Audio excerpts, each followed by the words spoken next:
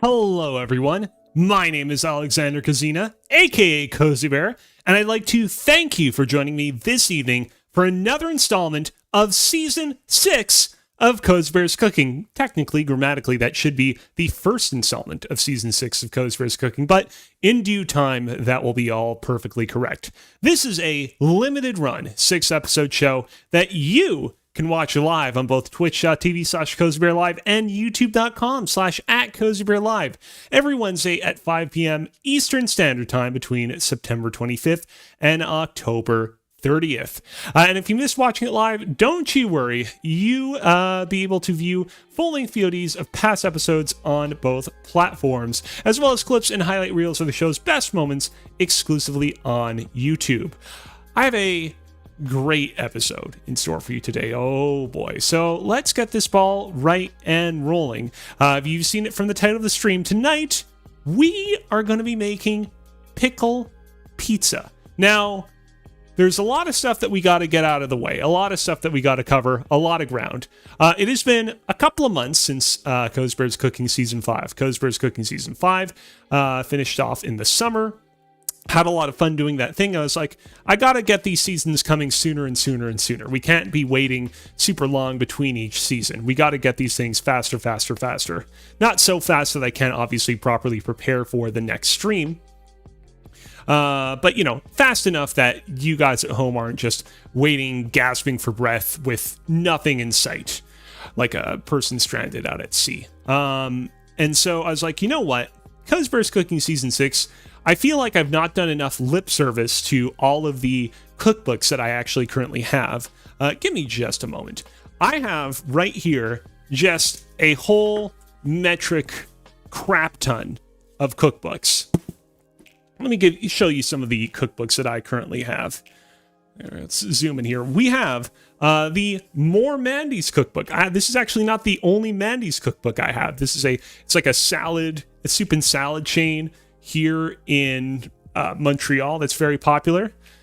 We have God of War, the official cookbook of the 9 Realms. Have barely used it, and I love the God of War games. We have Destiny, the official cookbook. I mean, yeah, I don't play Destiny as much. I played it a little bit here and there. I still think about platinuming it. Chad, Michael Innes, who I co-host Respawn Name Fire with, he plays Destiny a lot. Lots of good recipes in here. I've not used it a whole lot. We have Overwatch, the official cookbook. I actually have used this a fair amount. I used it quite a bit in some of the earlier seasons, but it's been a minute since I used it, so I figured, you know what? We ought to use this a little bit more.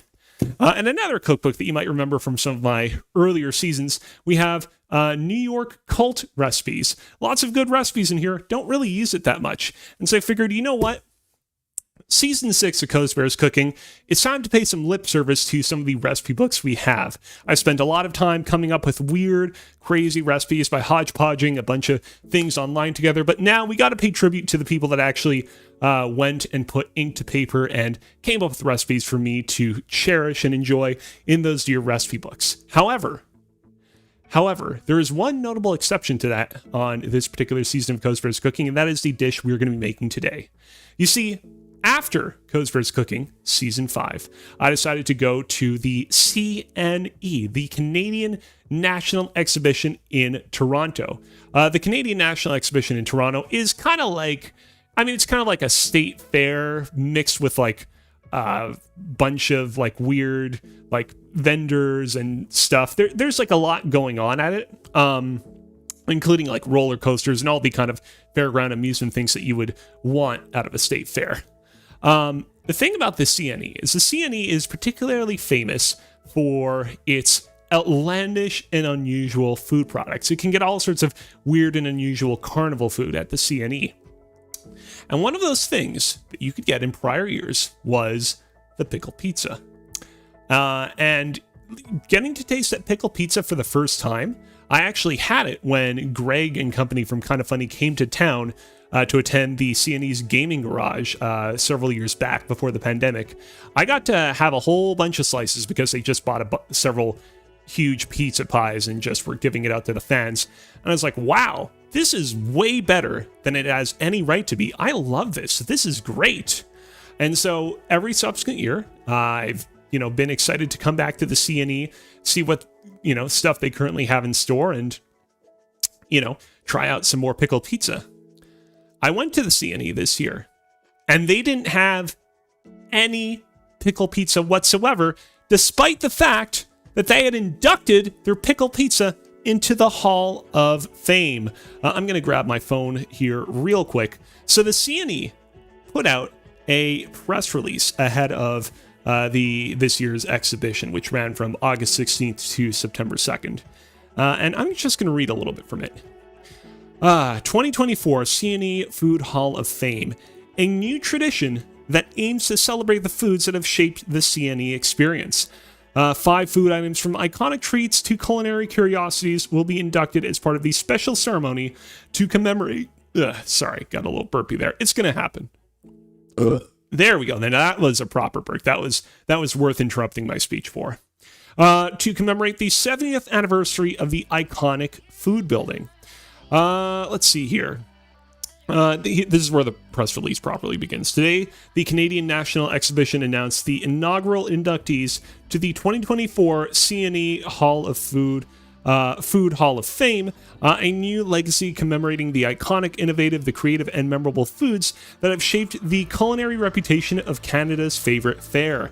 The introduction of the CNE Food Hall of Fame is in celebration of the 70th anniversary of the food building, which is the building where most of the food is sold at the CNE, but there are other places on the fairground where food is sold. We'll get to that.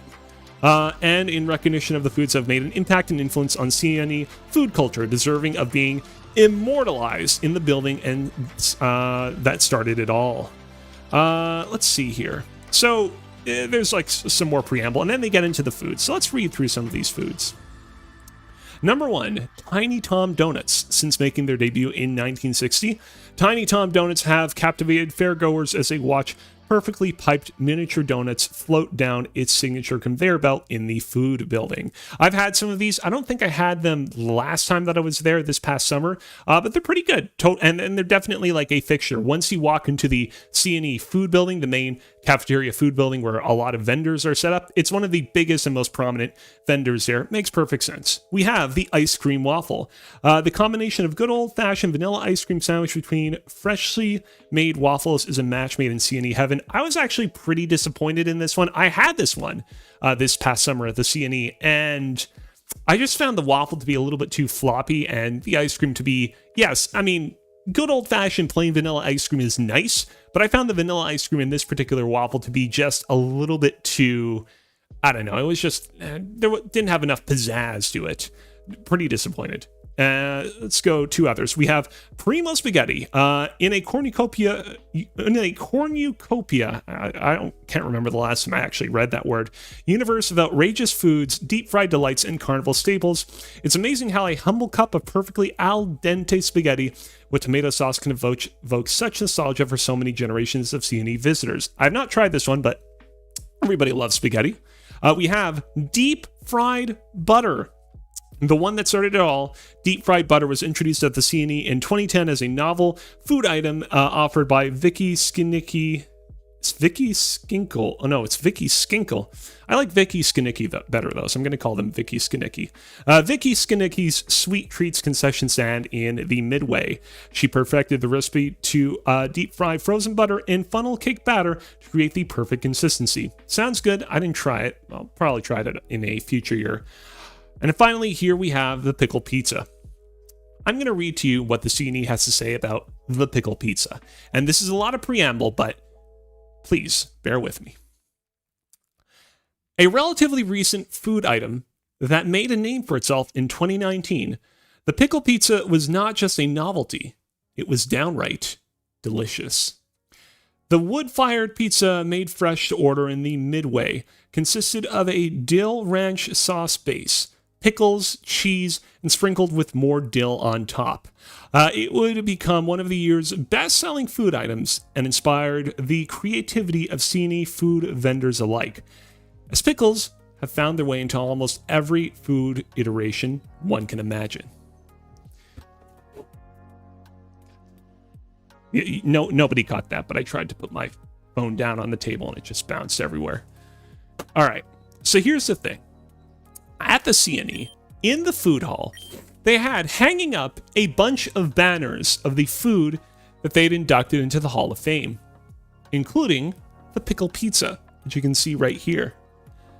And would you believe me if I told you that you couldn't actually buy Pickle Pizza anywhere on the grounds of the CNE? Now, here's the thing. I want people to hold me accountable. If what I'm saying is untrue, if what I'm saying is misinformation, if in fact you could buy Pickle Pizza at the CNE this year, by all means, reach out, let me know, be like, hey, that's not true. I have documentation. I will definitely issue a correction on next week's episode. I scoured the fairgrounds, high and low. I scoured every corner of the food court. I scoured all of the areas outside, all of the areas where you can find food vendors selling various food products to see if I could find any pickle pizza. I went to all the pizza places because there are a bunch of different places that are individually selling pizza. No pickle pizza whatsoever. No pickle pizza to be found anywhere. You can't induct Pickle Pizza into your 2024 Hall of Fame and then not have Pickle Pizza available to eat at the CNE. It's just not acceptable. It is not acceptable, which is why the moment I realized that I was not going to be having Pickle Pizza at the CNE, I realized, you know what?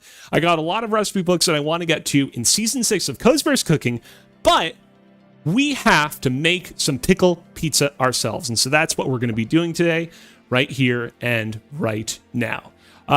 Real quick, before we get into this, I do want to point out, and if you remember this, kudos to you, because you are a true Cooking with Kozibear super fan.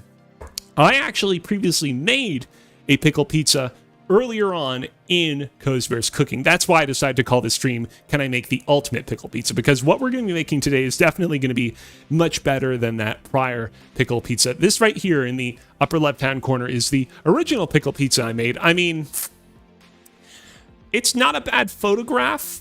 It doesn't look...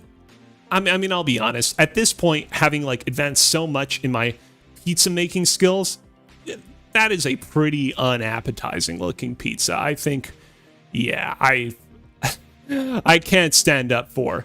I'd imagine it was probably pretty tasty, but like, trust me when I say that we are going to be making a much better pickle pizza today, because in the time since the last stream, in the time since the last season of Kozibear's Cooking, I've really been trying to improve and up my game when it comes to my pizza making skills. I actually have an entirely new dough recipe that I'm going to be sharing on today's stream that we're going to be going through step by step so that you can copy it at home. And once we're done with it, once our pickle pizza's out of the oven, I think you can expect quite the beautiful looking pie. A pie that perhaps might look a little something like this.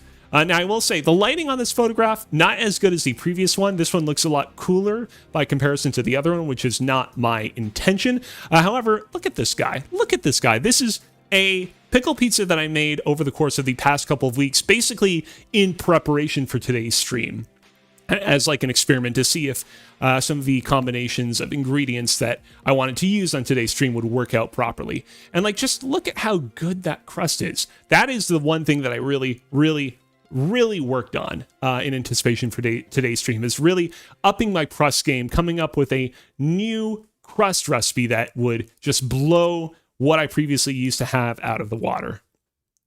So I'm going to go ahead. I'll bring the recipe. Actually, you know what? I'll leave the recipe image in for now. Maybe later on I'll move it out. And let's go ahead and let's start our pickle pizza creation today. By going to the first step of our recipe. Although, you know what? I'm gonna zoom out of my camera. There we go. Step 1. We're going to kick things off by first making a poolish. Yes, this is the first new little addition to my pizza making process. Instead of just mixing together our water and our yeast and then mixing that into our flour mixture and just having one rise, we're going to have multiple rises. And the first rise is going to start with us having a poolish. We're going to do so by mixing together 300 milliliters of water. So we're going by volume rather than, or rather by weight rather than by volume. With 5 grams of honey and 5 grams of instant dry yeast in a large bowl. although the bowl that we have right in front of us is actually a little bit more mid-sized. Let's bring in our top-down camera so we can have a better look at this bowl. So yeah, basically that's one of the other big changes, is that from now on, I'm going to be cooking by weight rather than by volume when I'm going to be making my various pizza doughs, just because, you know, I want to be able to more carefully track, all right, am I at like 60% hydration? Am I at 65% hydration? Can't quite get up quite that high. I based the pizza dough recipe I'm going to be making today off of a popular YouTuber called Vito. You're probably familiar with him if you're into the pizza making game online. And in his particular recipe, he's able to make like a 70% hydration pizza dough. I'm not quite there, but I'm slowly kind of working my way there as my skills improve. So let's go ahead. We're going to measure out our water first. And so to do so, oops, as you can see, I have quite a few things on the table. I'm going to grab one of these bowls. We're going to put it on this digital scale. You can actually zoom in a little bit more. We're going to reset the scale. There we go. And we're going to grab a little pitcher that we have over here of filtered water. And we are going to pour this in until we hit 300.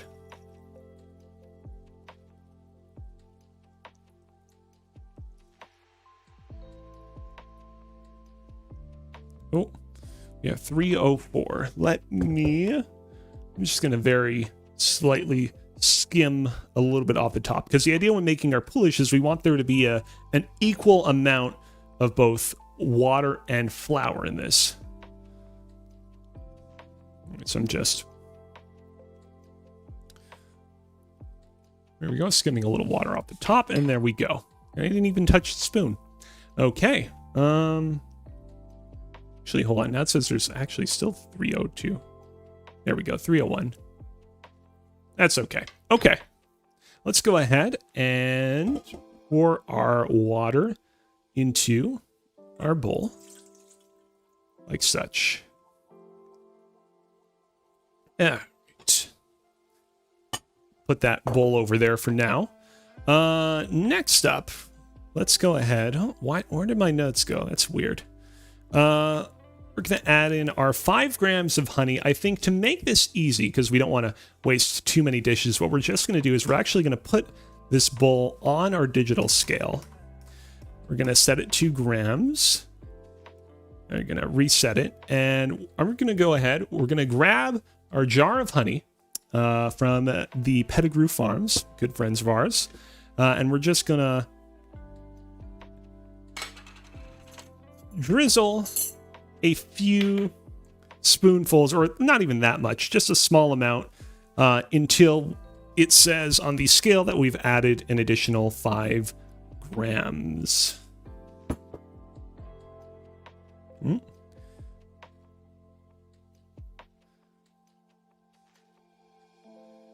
Oh, it's 2 at least. Come on, we got more on this spoon. Don't betray us now. 3, that's 3 grams.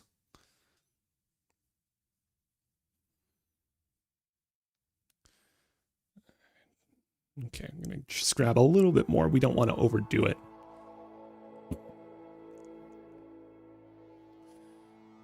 It's 4, and we'll have 5 in just a moment.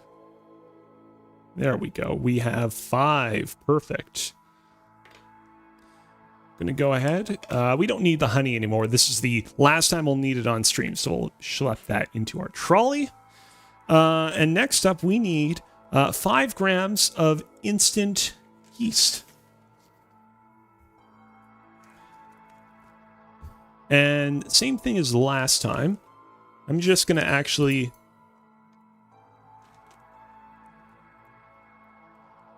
or you know what? Actually, I think for this one, just because we want to be as precise as possible, I'm actually going to take this off the digital scale. I'm going to grab a little one of these cups. I'm going to reset it. I'm going to go ahead and I'm going to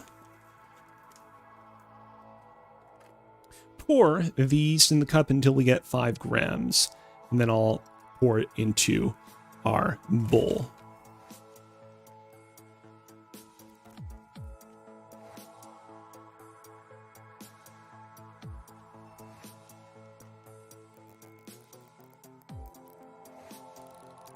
And there we go.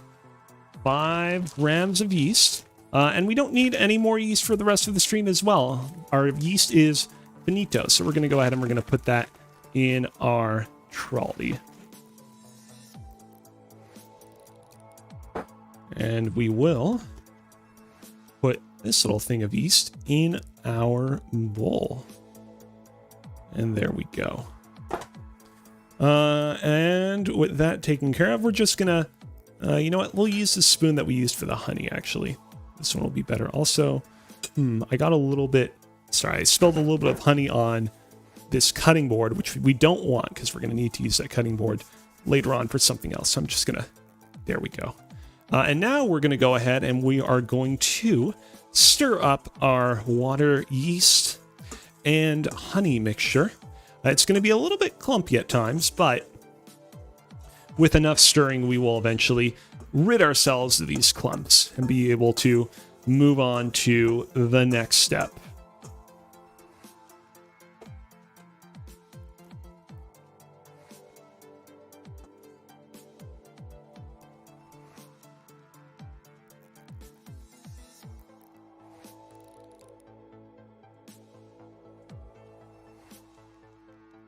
And see now, there's definitely a few clumpy bits, probably because of the honey partially.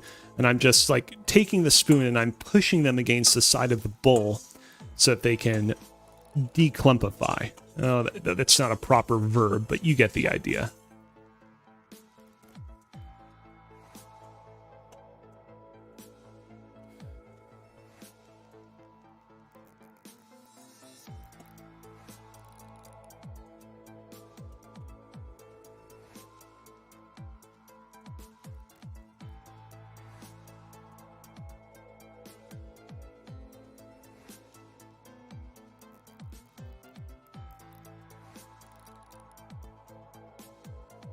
Getting very close. There's just a few clumps left, and then we'll be good.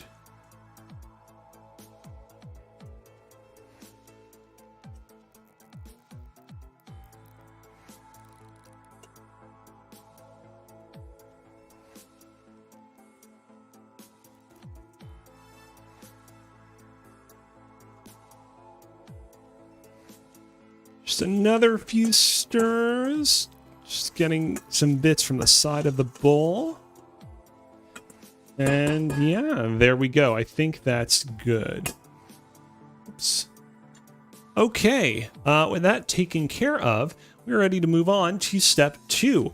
Real simple. We're going to add 300 grams of bread flour to our yeast mixture and mix until well combined. Let's go ahead, and I'm going to go ahead and I'm going to bring our scale back in here. This is a different bowl from the one we were previously using. I'm going to put that down. I'm going to reset and have a big old thing of Robin Hood bread flour. I experimented with a few different flours. In the past, when I would make my pizza doughs, I would just use all-purpose flour, but now I'm actually using bread flour. Yeah, we're going to pour ourselves 300 grams.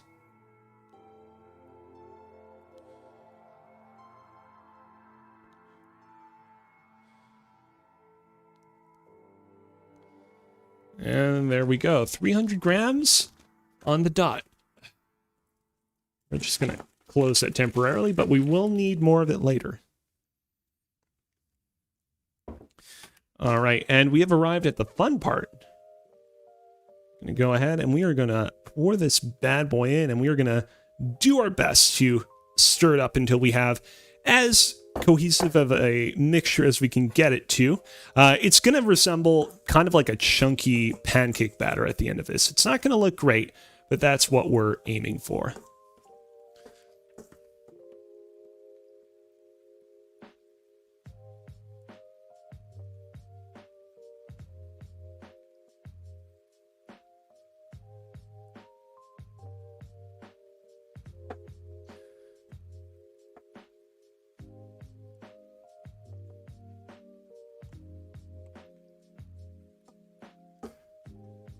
Okay.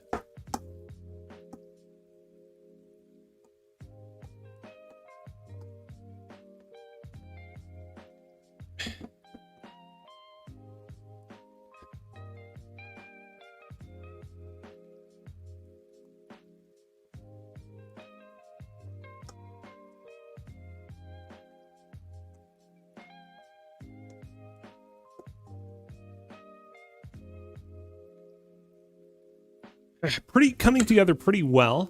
It's a little bit tough to stir, but if I just do a little bit more, I think we'll get it to the point that we need to get it to.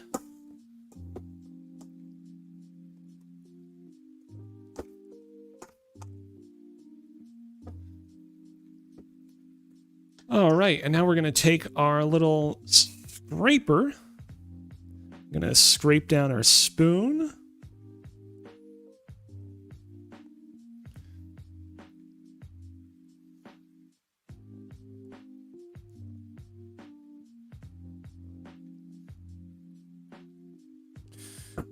And it'd be good if I had a bowl I could put this in. Or you know what? I'm going to put this on a thing of paper towel. And now I'm just going to scrape down the sides of the bowl. So as much poolish is collected in the center of the bowl.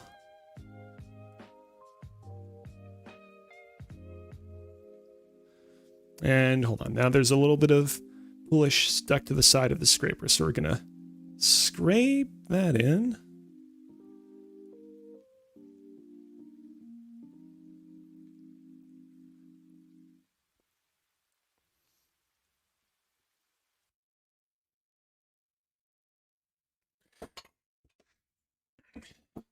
All right, and with that taken care of, we can move on to step 3. We are going to let our poolish rest for 1 hour, and then we're going to wrap it up and put it in the fridge for 16 to 24 hours. Now, here's the thing. We're probably...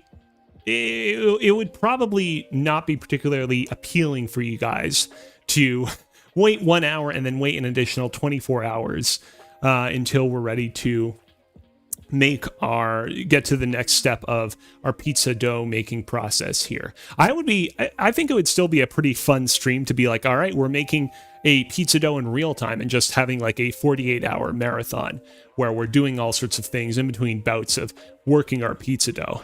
But I know that for you guys, that's not super appealing. So what we're going to do, real simple, we're going to put our poolish over here. We're going to leave it to rest for 1 hour. Right now, it's 5:39, so at about 6:40, we'll schlep that bad boy in the fridge. And you know what? I should probably actually, before I do that, I'm going to go ahead. I'm actually going to wrap it up with plastic wrap right now because I don't want to have some sort of incident occur where like someone accidentally puts their hand in this, or maybe it falls on the floor or something or other. Bad things can and will always happen, so let me just wrap this up first.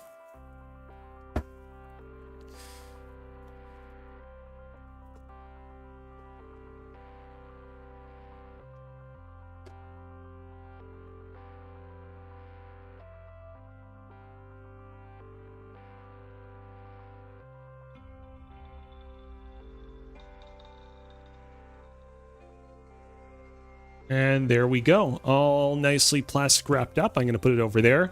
So yeah, like I was saying, I know that it would probably be pretty boring of you guys to wait an entire hour and then an additional 24 hours for our poolish to be ready. So conveniently, I went and actually prepared a whole other thing of poolish that I had resting in the fridge this is, I think, about 21 hours. It's not a full 24 hours, but the idea is that anywhere between 16 and 24 hours is good.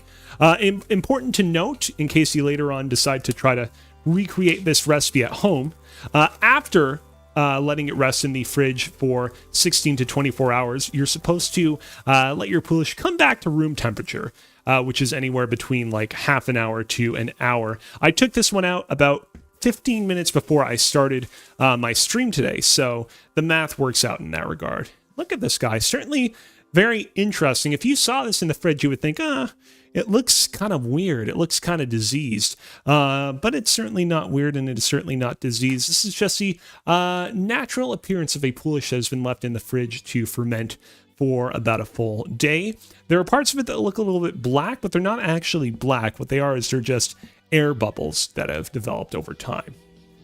All right, and so with that taken care of, we are ready to move on to step 4. Real simple. We are going to stir 320 milliliters of water into our risen poulish.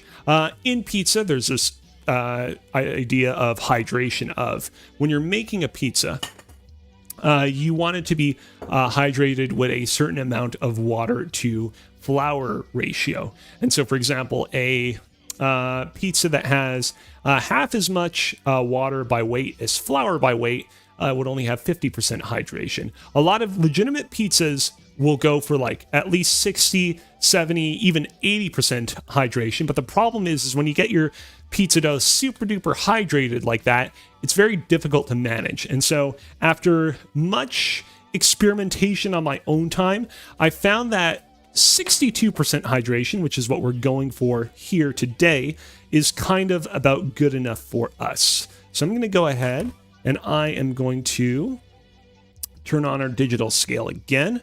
We're going to set it to milliliters. We're going to put this bowl on it and reset it. And now we're going to pour 320 milliliters of water in here. So the idea is combined with the water that's already in the poulish, we will have a total of 620 milliliters to the 1,000 grams of bread flour that will be in here. Oh, I went a little bit overboard.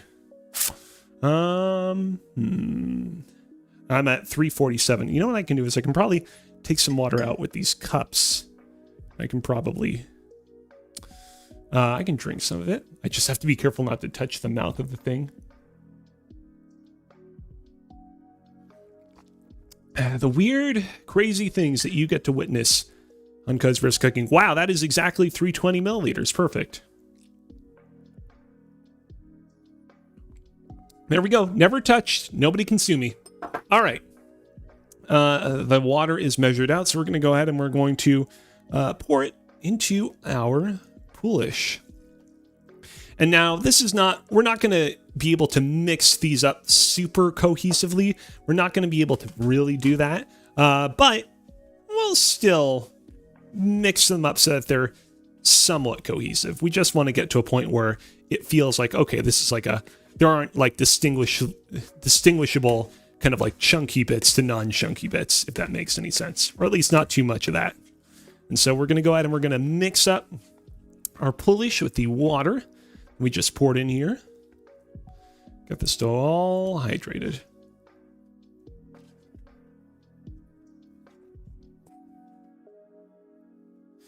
And as you can see, a lot of the poulish is coating our spoon, but we'll be able to use the scraper to scrape some of that off.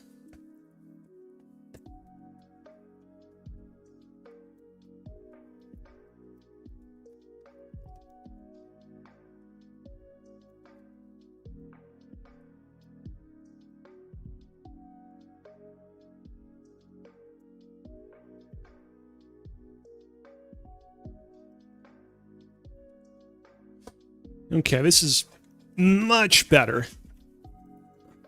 But there's, yeah, a little bit that's still clinging to my spoon. So I'm just gonna, hold on. I'm gonna grab the scraper. We're gonna just scrape some of it off.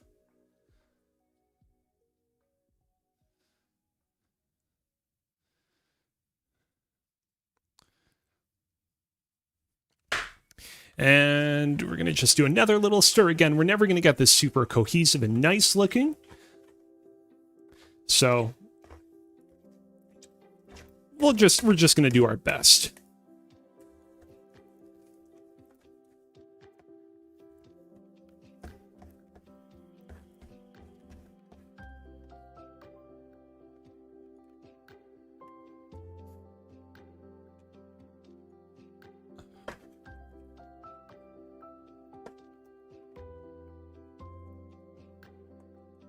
And there we go. Our water is mixed as well as we could mix it into the poolish, which means we are ready for step 5. We're going to combine our watery poolish mixture with 22 grams of salt, 8 grams of dried dill, and 700 grams of bread flour together into a shaggy dough. So first off, let's, you know what? We don't need this plate anymore that we were using for the water. So I'm going to go ahead and I'm going to schlep it to the top of my trolley. Let's go ahead. Let's measure out our bread flour first for fun.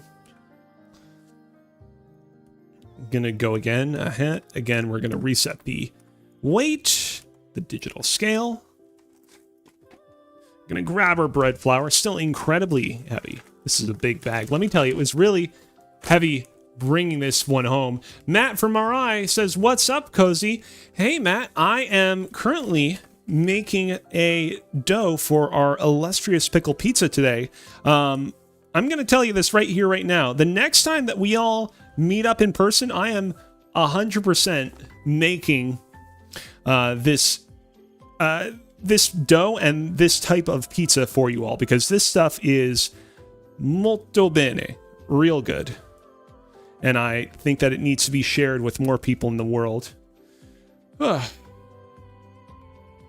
The only thing is how I would be able to get all the proper ingredients and tools at like whatever Airbnb or apartment or hotel we'd be staying at. I don't know. Something to figure out for later.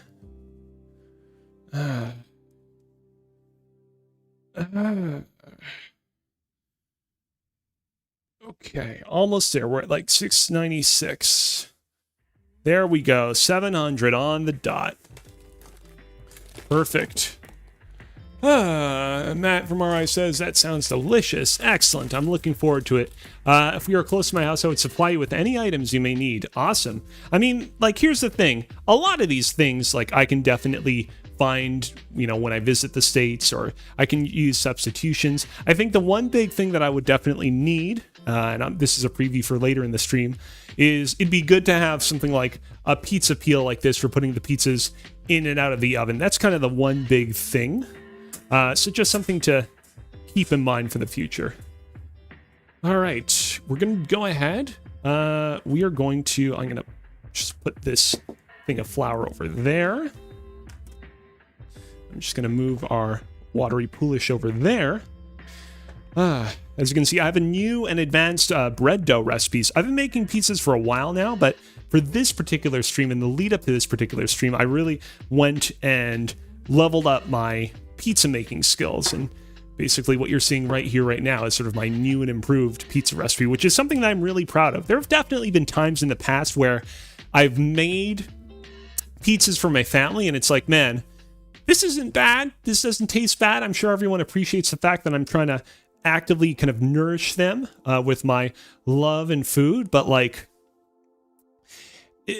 this pizza is not as good as it could be. This pizza is not something that I would like, you know, feed to like super high class guests. And yeah, it was something that I felt like I needed to work on for a very long time. And in the kind of intervening months between seasons 5 and 6, I feel like I really finally managed to pass that threshold. And now I've managed to create a pizza pie that I think I would serve to anyone with no hesitation, because I think it's really good. All right, we're going to go ahead. We're going to, nope, not what we wanted to do. We're going to reset the weight of this cup. And what we're going to do is we're going to grab first some flour, not flour. We're going to grab some salt. We're going to measure out 22 grams of the stuff. Oh, it's 23. I think I can remove a little bit. Put it back in the shaker.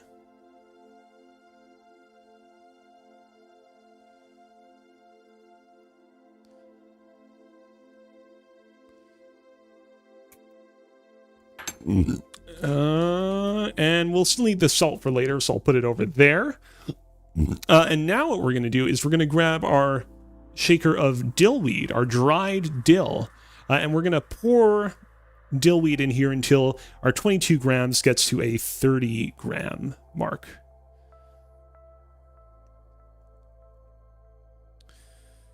Dill wheat does not weigh as much as salt, and so you actually have to use a little bit more by volume to get to where we want to get to.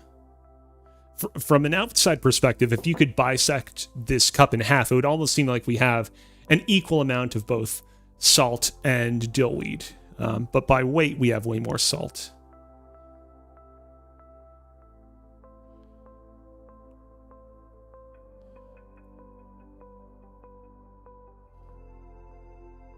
There we go. We've used a lot of dill weed. All right, and so we're going to go ahead. We're going to put our digital scale over to the side. I don't think we actually will even need to use our digital scale, but we'll just keep it there in earshot for the time being. And per our recipe instructions, we are going to first pour our salt and yeast mixture into our watery poolish. Mix that around a little bit.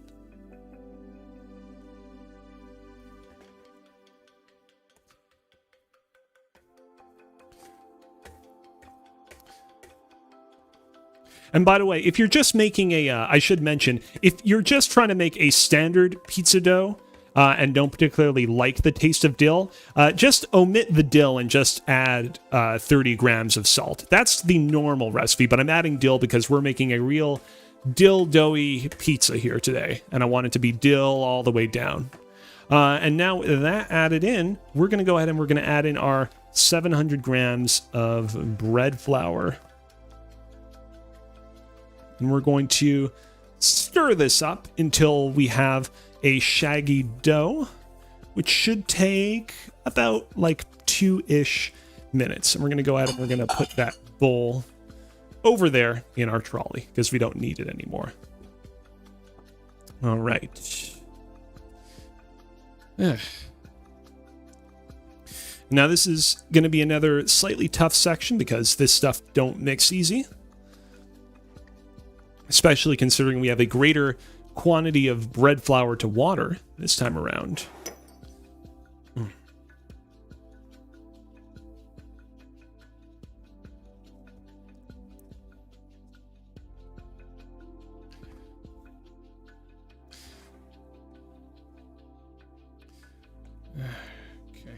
And we're, as you can see, we're spilling bits and pieces here and there of the shaggy dough, but that's okay because eventually we will transfer our shaggy dough to the counter.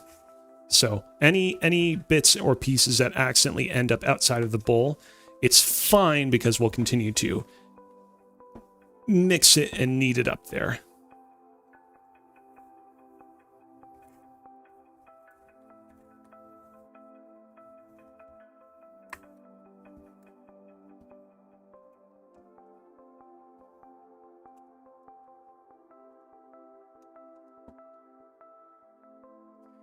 Gonna just, a lot of the shaggy dough is sticking to my spoon, so I'm just gonna put it in there. There we go. We'll just, we're kind of at where we want it to be at right now, but I'm just gonna stir it up just a little bit more with our spoon, and then we'll move on to the next step.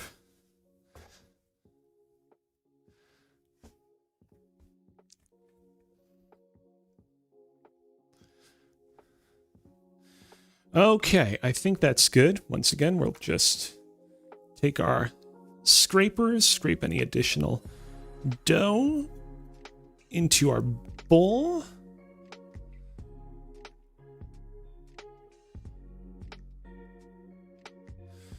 All right.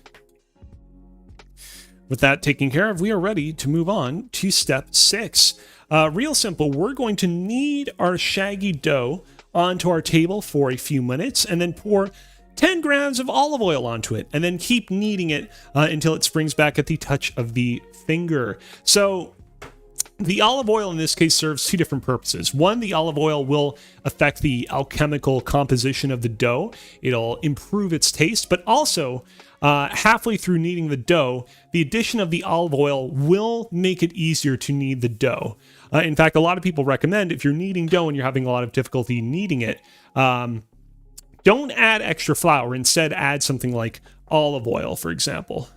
And so I'm trying to figure out, we'll reuse the cup that we used for the dill and the salt. I'm just to make things easier for us, less messy, I'm going to measure out the olive oil now. Just so we have it ready. Oh, hold on. There we go. And 10 grams, here we come. Oh, it's 11. I think that we can probably, we'll go with 11, but normally you should use 10. There we go. All right. And so this is going to be a little bit messy, a little bit dirty at first. Maybe I should actually unbutton. I'm going to unbutton my shirt, actually, to make this as easy for myself as possible. This is like the power-up in like a Digimon show when the Digimon finally digivolves to its next form. All right. And we're going to plop this bad boy onto the table. There we go. We have a lot of dough still left in the bowl. We will go back into the bowl multiple times with our dough and continue to get more scraps out of it. But let me just do what I can now.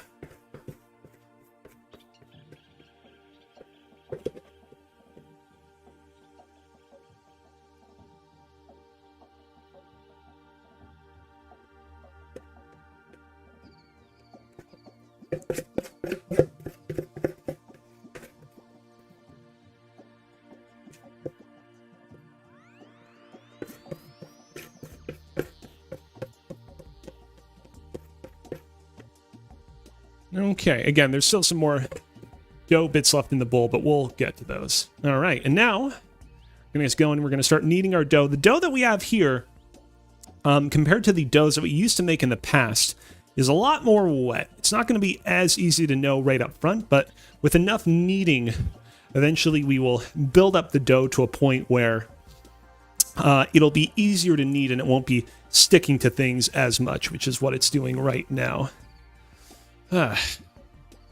Previously, back when I used to use my old pizza dough recipe, that particular dough was like, it was how many? It was like 2.5 cups of water to 7 cups of like all-purpose flour. So it's about like, it's less than 50% hydration. I can't mental math off the top of my head how much that is, but it's like between 30 and 40% hydration, just not very hydrated. And it's one of those things where, like, I remember in the past tasting my pizza dough and thinking to myself, something about this is off, but I can't quite put my finger to it. And it's like, yeah, your pizza dough is way too dry.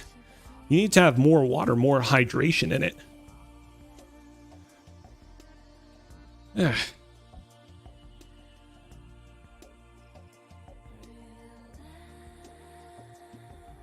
That was definitely one of the key issues. It also didn't help either that, like, I didn't do, like, a proper double fermentation with the polish and all that, but anyways, we're getting a little ahead of ourselves, by the way. Alright. As you can see, very sticky still. It's sticking a lot to my hands, but as we continue to knead it, we're slowly making it into a more cohesive thingamabob. And this is making it stick less to ourselves and less to the table around it.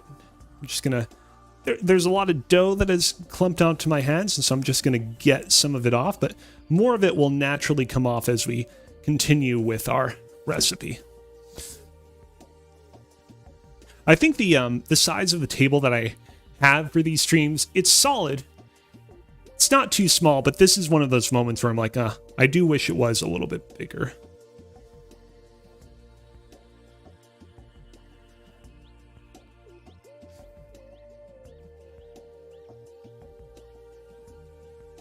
So we're just going to put in some big, good kneads. One of my shirts is starting to come undone. You can see it a little bit there.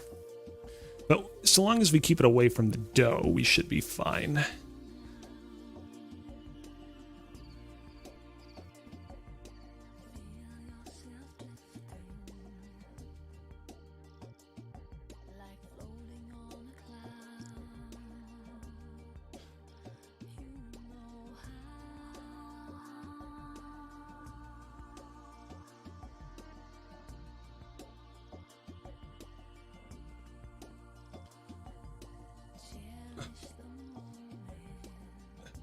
Okay, we'll just do it for like another minute or so. Matt from RI says, a thingamabobs, I got 20. And I got who's its and what's its galore. Awesome sauce. Is there a... Okay, when he said that, I was like, is there not a candy bar, a chocolate bar called a what's its galore? But no, what I'm thinking about is a whatchamacallit, which I don't know if I've ever had before. Is it any good? Let me know if it's any good, because I definitely want to try one at some point. I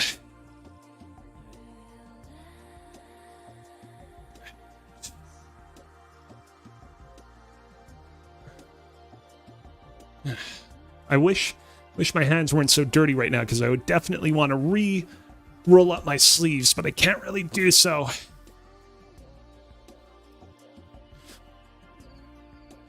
Okay.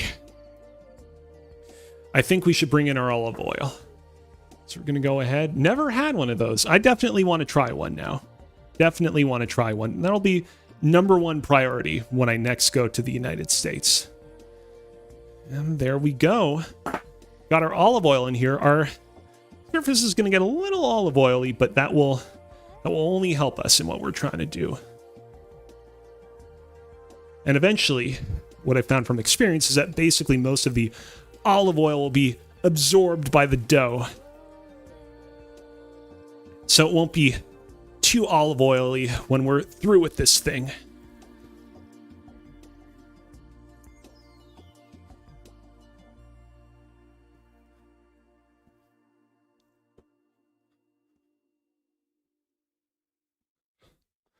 And see, we're really trying to push the olive oil to its limits now. Whew.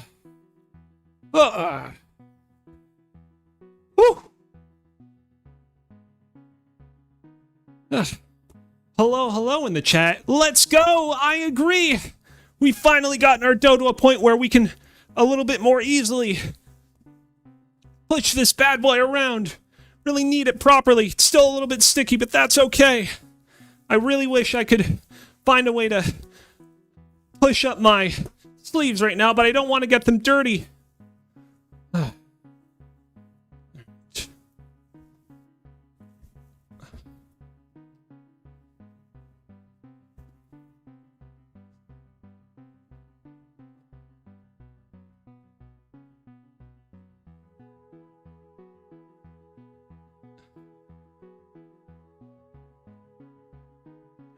Let me have a dough cutter.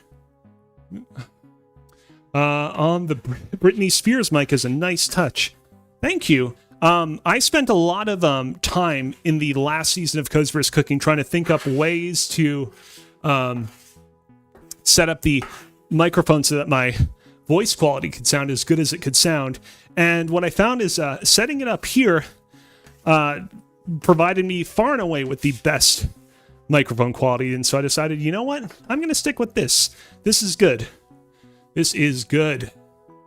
I'm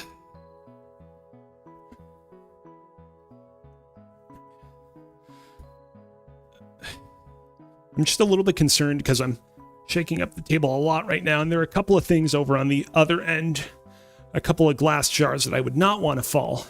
Namely, there's the olive oil, but there's also an empty glass jar that we'll need for something else.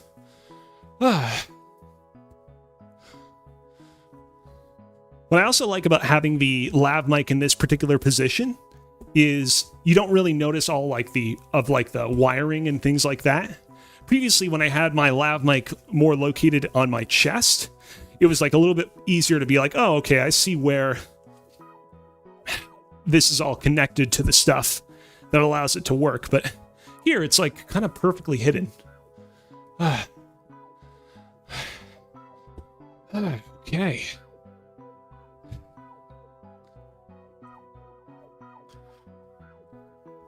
All right, we're getting our dough nice and cohesive. As you can see, it's not sticking as much as it used to, although it is still sticking here and there and a little bit. So we do have to be careful with how we handle it.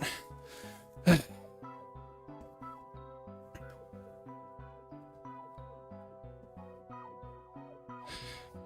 going to do this for like another minute or so.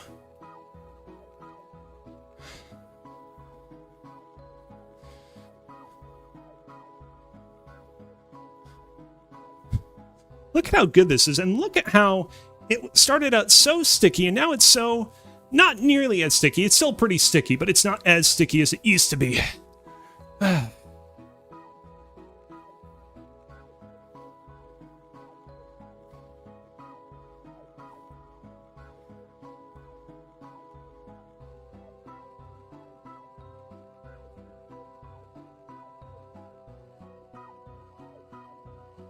I'm just going to move a couple of things a little bit closer, not as on the edge, because next we are going to bang this bad boy on the table, which again only helps with the kneading process.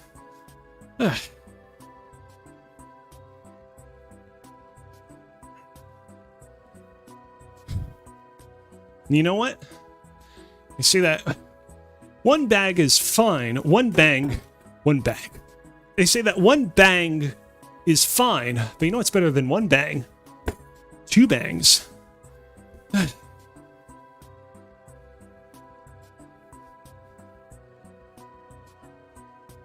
You know what they say is better than two bangs on the table? Three bangs. There we go. Caught you with that one.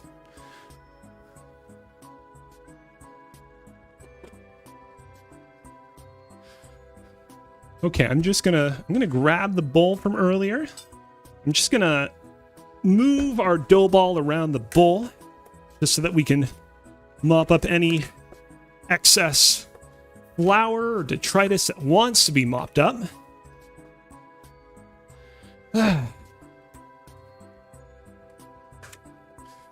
And there we go. Now we're going to... I'm going to do... Like, at this point, our dough's pretty good. I'm going to do, like, another, 30 seconds, and then we're going to move on to our next step.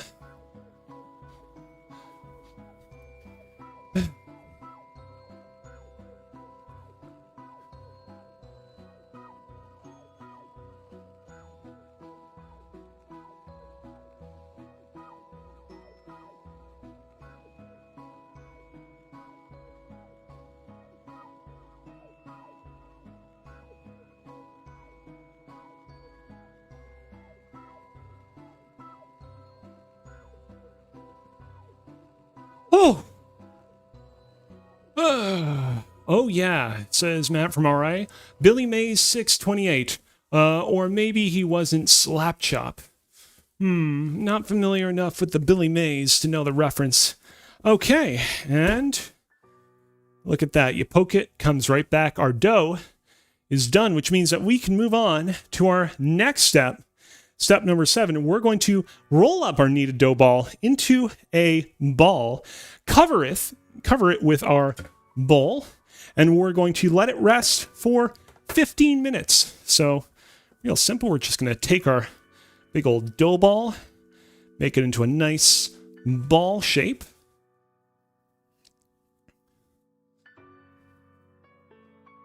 Just really tuck as much stuff in as we can underneath it.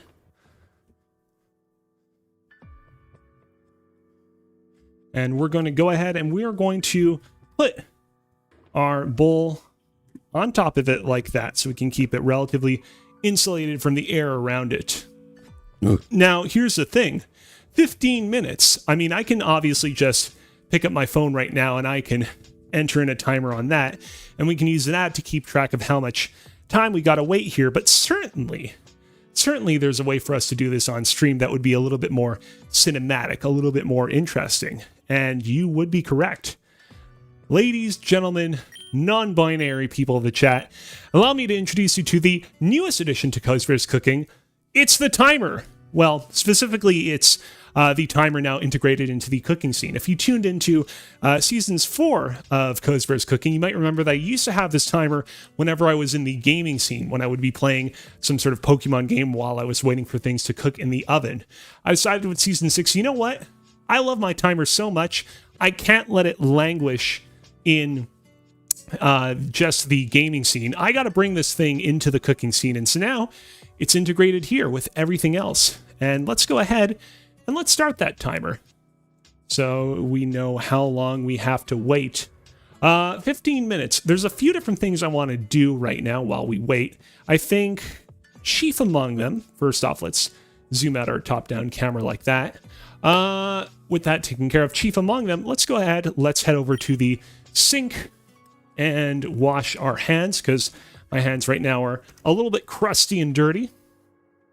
The sync camera, of course, is a addition to Kozibear's Cooking that I introduced back in the last season, in Season 5. However, at the time, the way that my sync camera worked was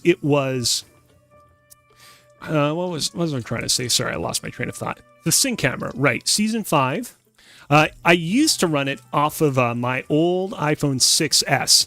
I have an old iPhone 6S, and I would use this app called Epic Cam. It's an Elgato app to run that camera remotely and connect it to my computer. It was always such a hassle to get it to connect my computer. It wouldn't connect like half the time, and so for this season of Kozibear's Cooking, I decided to go with an alternate route. What I did is, and you can't see it, but at some point I'll probably post a behind-the-scenes photo. I took my old laptop, which still runs okay, but it's from 2017. I connected a webcam to it and suspended the webcam from the ceiling where my iPhone 6S used to be. And so yeah, that's how I display my sync camera now. Let me tell you, works way better than it used to in the past. Oh man. Oh man. Oh, hold on a sec. Before I return to the previous room, I actually should dry my hands a little bit with this dish towel. So let's do that. One thing I probably should do for the future, by the way, is I probably should set up the chat on my laptop in the room that I'm in right now, just so I can see that while I wash my hands or do whatever at the sink. And we shall return to our main basement cooking room. While we're here, it's unfortunate that they didn't really stay in place, but we're going to go ahead and we're going to re-button up my shirt thing if it will allow me to, but I'm having a little bit of difficulty doing so.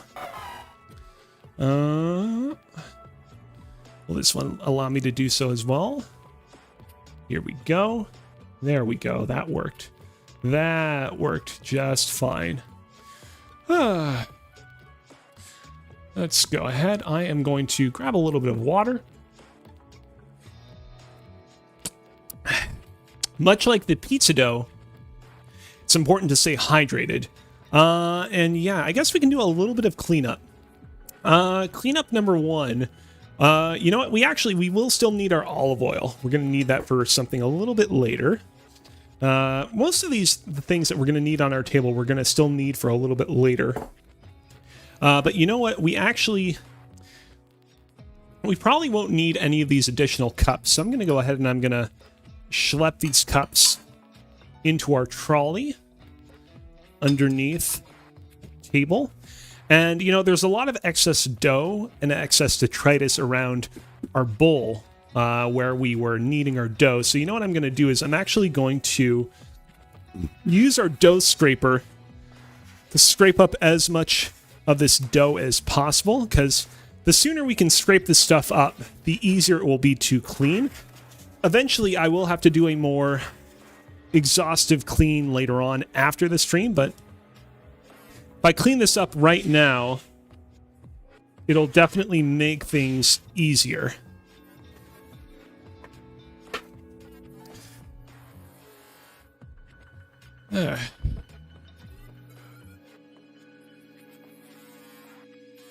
We're gonna schlep that into our garbage bin. Let me just check something real quick. There we go. That's good.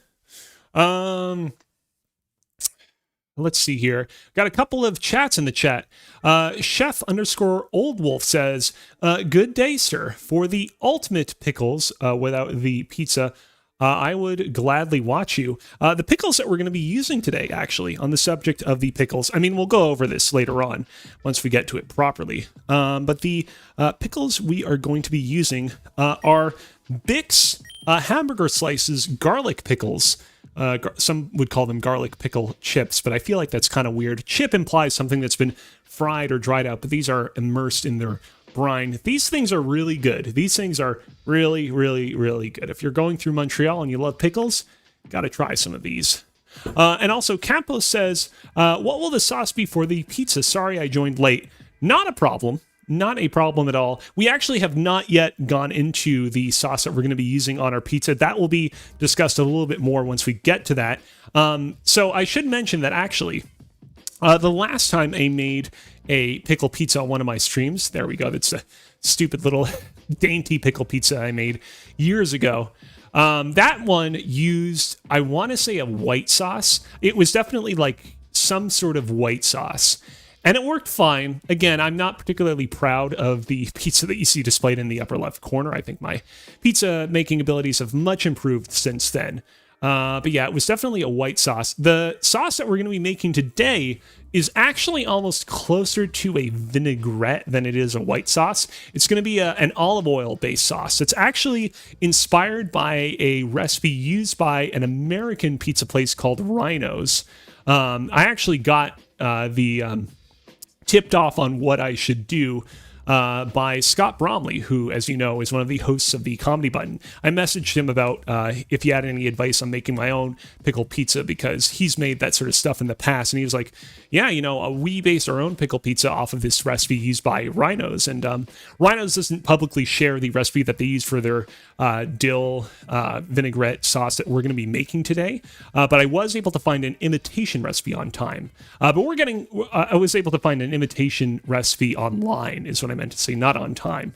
But we're getting a little bit ahead of ourselves. We'll get to that in just a little bit. Chef_Old Wolf says, have a nice day and a nice week, you all. Well, thank you, Chef Old Wolf. I mean, I'm a little concerned because the message you posted just before that was canned pickles, ? And I'm a little concerned that maybe you were disappointed that the pickles were canned, but thank you. If you do truly, genuinely mean that, if you do genuinely mean to wish us a nice day and a nice week, I appreciate that. Thank you so much. All right. So yeah, we're gonna have to do a more intensive clean later on, but right now we'll just do our best to scrape up a lot of the dough bits that we have on the table that got stuck to the table when we were kneading our dough. Also, Campos, I mentioned this in the chat to Matt earlier, but for sure, next time that we're all in the States again for another event like PAX, for example, I am 100% going to make one of these pizzas. Maybe it'll be a dill pickle pizza. Maybe it will be like a standard pepperoni pizza. I'm definitely going to make pizza for you guys because I feel like I've gotten my pizza recipe to a point where I feel like I'm really confident in my pizza making skills. And I feel like whatever it is that I deliver is going to be baseline good, if not great, if not fantastic. Excellent. Glad you're in. Let's see here. We have about 6 minutes, 6.5 minutes left. Excuse me. I don't think we're going to need our scale anymore, so I'm going to go ahead and I'm going to put this sort of bad boy in. Because you're tuning in a little bit late, Campos, just to kind of catch you up a little bit on sort of the situation here. For this particular season of Kozibear's Cooking, I was like, you know what?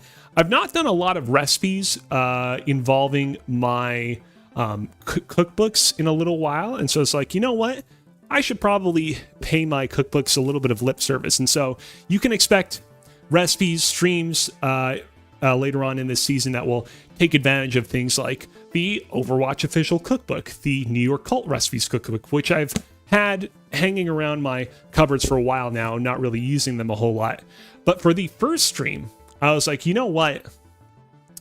I love Pickle Pizza, and I am flummoxed. I am so incredibly shocked that the CNE, the Canadian National Exhibition Fair in Toronto, Canada, did not have any Pickle Pizza on display when I visited them back in August, despite the fact that they inducted Pickle Pizza into their Hall of Fame. What you're looking at right there in the upper left corner is a banner in the CNE's main food hall. The CNE is like a big annual state fair thing that happens in Toronto, where you have like a bunch of fairground rides and vendors and like crazy carnival food being sold. Normally they have Pickle Pizza, and they inducted it into their Hall of Fame, and they had a banner displayed in one of their main food halls being Pickle Pizza, part of our Hall of Fame. We love it. And you couldn't actually purchase it at the CNE. So today I am remedying that mistake. Campos says, I have gaming cookbooks I got as gifts that I never have used. Maybe this stream will inspire me. I mean, definitely give them a shot. What I would find about some of these cookbooks is that they're usually like pretty beginner friendly. There's some expectation that you'll like have a baseline understanding of how to cook, but they're not overly difficult. And I feel like usually, I mean, this is the case with the Overwatch cookbook and a couple of other ones. They will list into their descriptions, oh yeah, and this recipe is a like X level difficulty recipe. So you'll be able to skim through it and see, oh, this is something a little bit easier, this is something a little bit more difficult.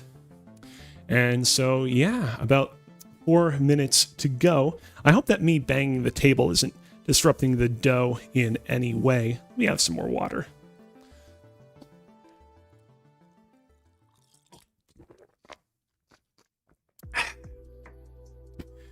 I think the next thing, like I've kind of perfected the pickle pizza. I think the next thing I need to focus on is figuring out what my ultimate meat-based pizza is going to be. Obviously, I can make a pretty good pepperoni pie, no problem. But I think that there are a lot of meats out there, and I feel like I need to experiment a little bit. Maybe I need to try a little bit of capricolo or soppressata or any of these other Italian-sounding meats that are very fun to say, and figure out like my new meat-based pizza combination. There was a period of time where I was really into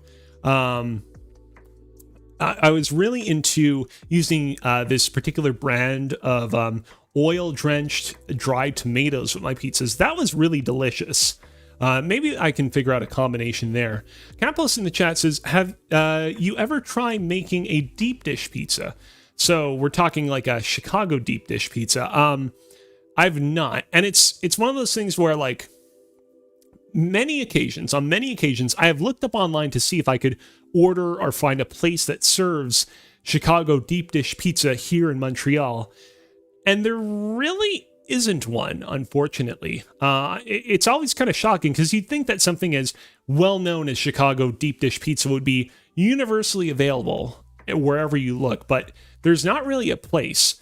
And so I have definitely thought to myself, maybe I should try making a deep dish style pizza. And every single time I look up the recipes, it's like, oh man, this is like pretty complicated. There are like a lot of steps involved. Campos says you can order frozen ones from a place here online. Yeah, that will definitely. I'm sure that there's probably some option I could look to online where I can order like a deep dish pizza with like packed with dry ice or whatever that keeps it cool. But yeah, I definitely. Here's the thing. Whenever I looked up recipes for deep dish pizzas in the past, I was definitely like, man, this is pretty complicated. I don't know that I can handle this. I feel like I have leveled up over the years enough that I'm probably at the point where I could probably figure out how to do so on my own. I feel like I'm probably skilled enough as a pizziolo that I could probably make it work. I'm not going to suddenly make room on Kozibear's Cooking Season 6 to make a deep dish pizza, but maybe Season 7, that might actually be a good season 7 idea, but I'll probably, before I even consider that, I'm probably going to try a few experiments at home to see if I can make it properly. One of the problems is, and we're going on a real long tangent here, but like, so like, for example, in terms of like me improving my own pizza making abilities, I can go to other pizzerias in Montreal, see how their pizzas taste and go like, okay, this is how I need to adjust. This is what I need to do to make my pizza better.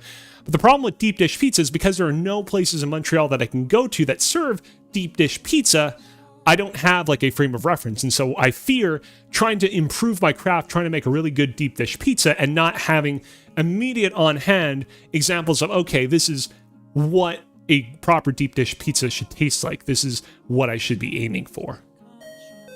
And our timer is up, which means that it is time for us to go ahead and see how our dough is doing.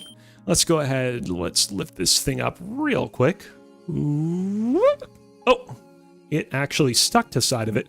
Hold on, we'll use our dough scraper to unstick it.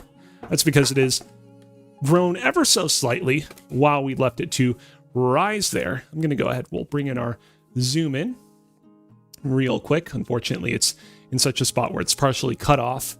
Let's go ahead. Let's refer back to our steps.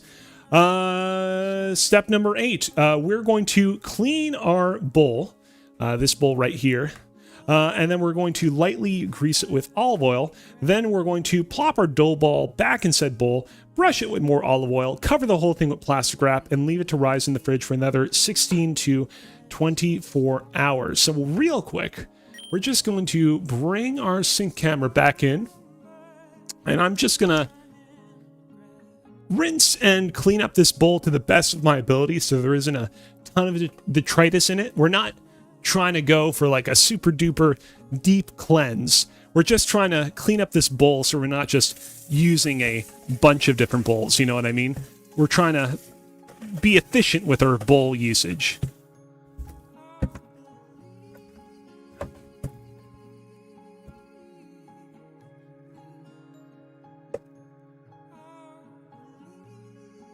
But obviously, for the future, if you're making your own version of this recipe, obviously there's nothing that would stop you from just, you know, using a fresh bowl.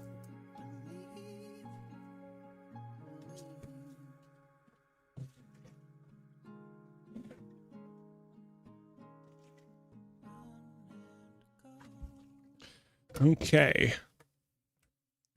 So now what we're going to do is we're just going to use this cloth to dry kind of the outside of it to the best of our ability. Again, we don't need to focus too much on the outside compared to the inside. And now for the inside, we're going to grab some clean paper towels and we're going to dry it to the best of our ability as well.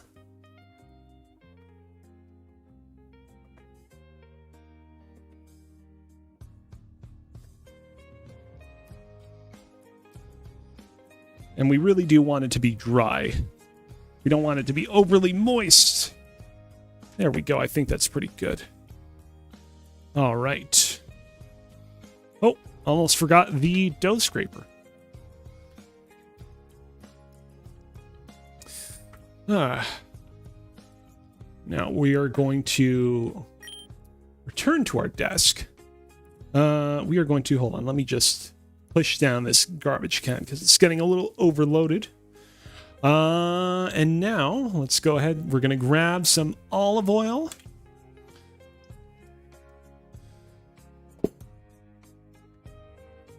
We'll zoom out a little bit just so we can have a better view of the action. We're gonna spread our olive oil around the bowl, make sure it's nice and greased up.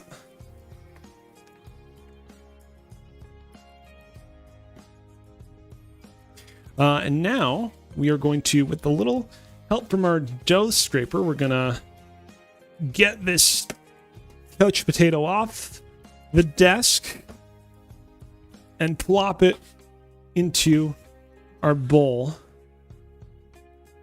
Somebody's trying to call me, but unfortunately now is not the best time.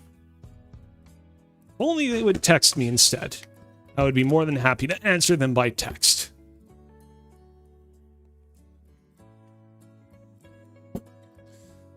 And we're going to just wipe down our dough ball with olive oil, like such.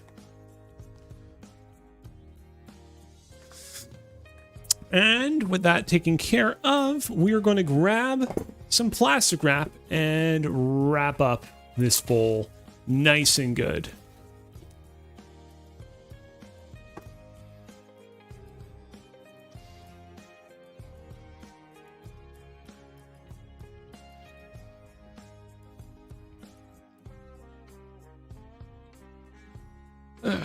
Actually, you know what? While we're midway through this, I'm just going to text the person that tried to call me, make sure everything's good.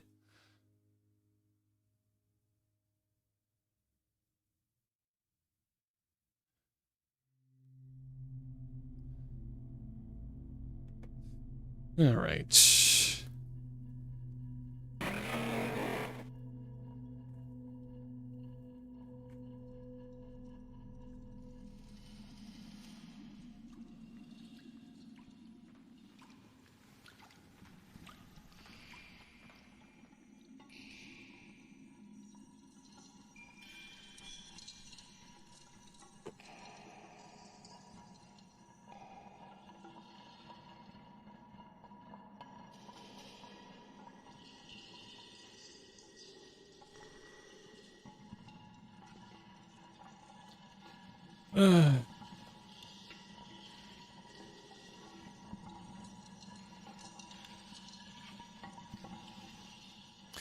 Everything's good. Okay.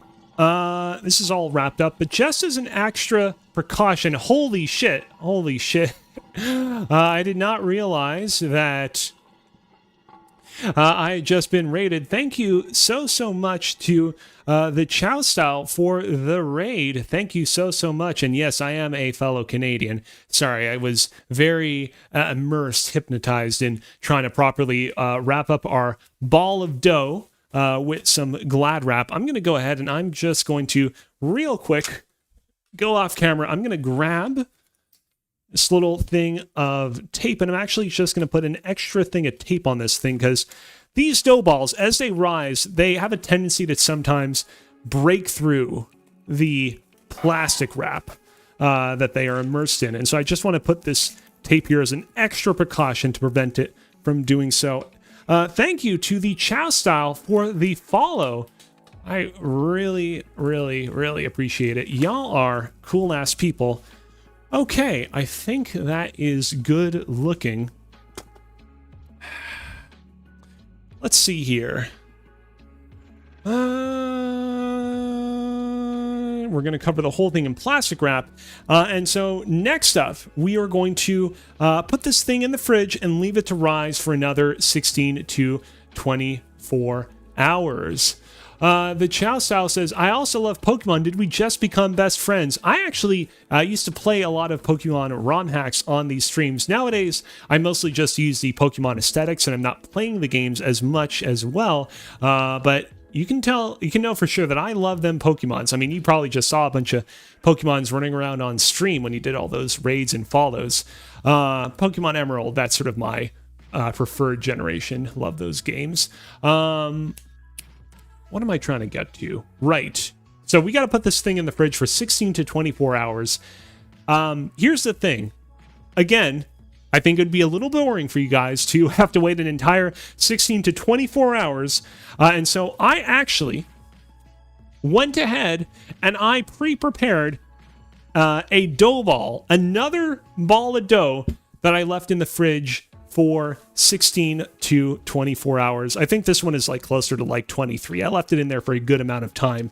In the chat, Kithea the gnome, or is it Kitsa the gnome? It's a little hard to see from this angle.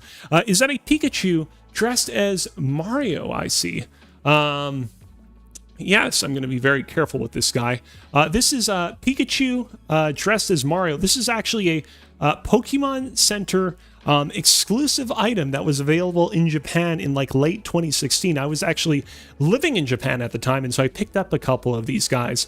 In retrospect, I probably should have picked up more because they're probably very rare, elusive collector's items now. Just gnome is fine. Perfect. Yeah, it's really awesome. So real quick, because these two guys have to go in the fridge, including the thing of Poolish that we prepared earlier, I am going to BRB, and I will be back in just 1 minute so that I can put these things in the fridge.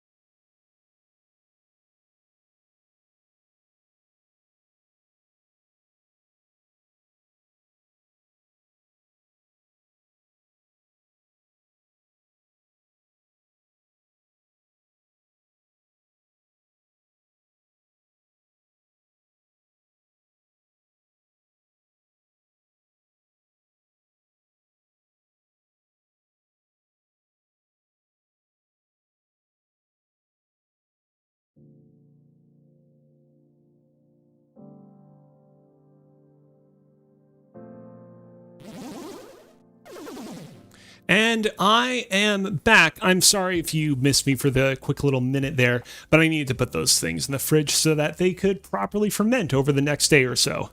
The chow style in the chat says, pardon me while I text my aunt to see when she's going to Japan next. She lives in Hong Kong.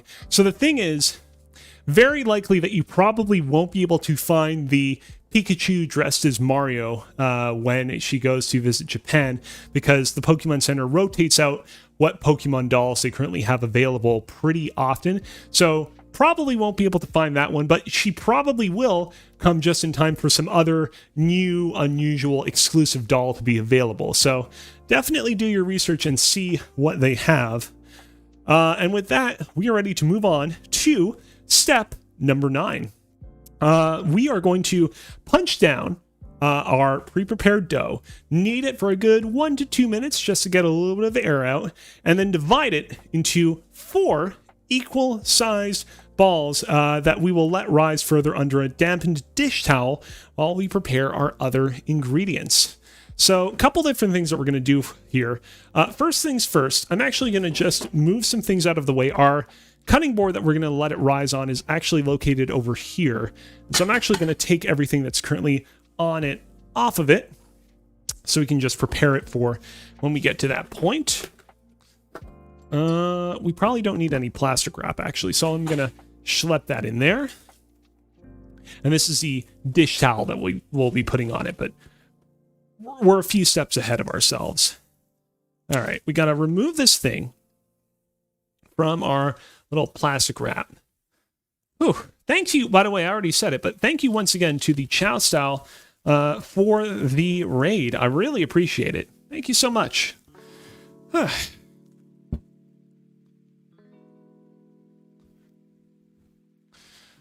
Ooh, whoa, oh, almost fell for a moment there. Look at this bad boy. Look at how big this guy is. It's full of so much air. It certainly would be bad if somebody punched it and removed all that air. We're going to go ahead. We're going to... Oh, there's a lot of dough that's still clinging to the sides of this thing. I'm going to use our dough scraper to help scrape up the dough from the sides. Get it out of the bowl. And man, I've been mixing dill into the dough, and let me tell you, this stuff is delicious, delicious smelling, so good. Yeah, thank you so much for sharing the love. So we're going to just spend a little bit of time just kneading this bad boy. Also, we will need our timer, but we don't need our timer right now. So I'm actually going to move our timer out, give our screens a little bit more real estate. Oh shit, my cooking camera setup got all bamboozled. I don't know what happened there. Hold on, let me fix this thing real quick. There we go. I thought I had fixed all that stuff ahead of time, but sometimes these issues, they present themselves. All right, we'll bring our half and half camera back in now that our cooking camera is fixed. There we go. That dildo, that is indeed the pun. That is the intentional pun that I was going for as well. And so we're just taking a minute or two to get all the air out of our dildo.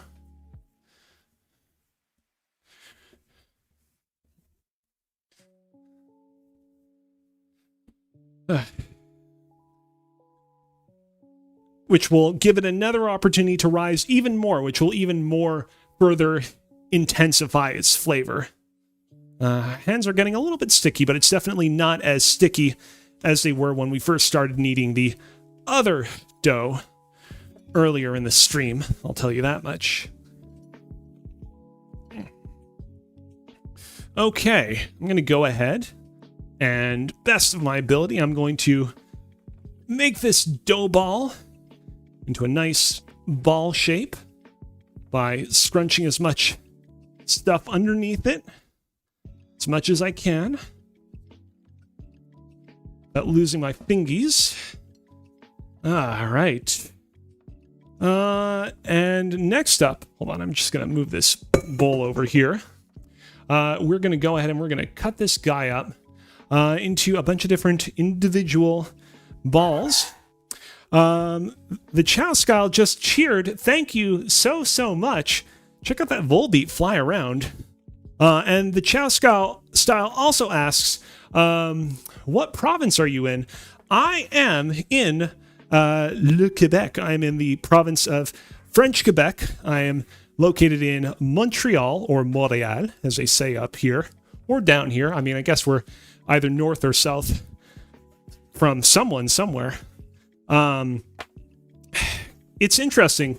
So this is a bit of a tangent, but Quebec style pizza is interesting because it is very common here in Quebec that when you order pepperoni pizza or like a like all dressed style pizza, the pepperoni is actually underneath the cheese and other toppings. It's very common that like the pepperoni and other toppings will be underneath the cheese.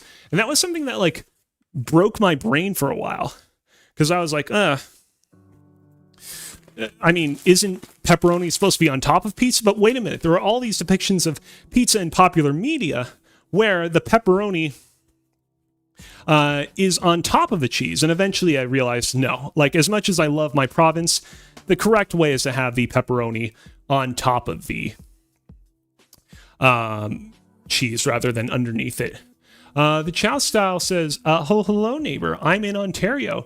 I was in Ontario just recently back in August because I attended the CNE in Toronto.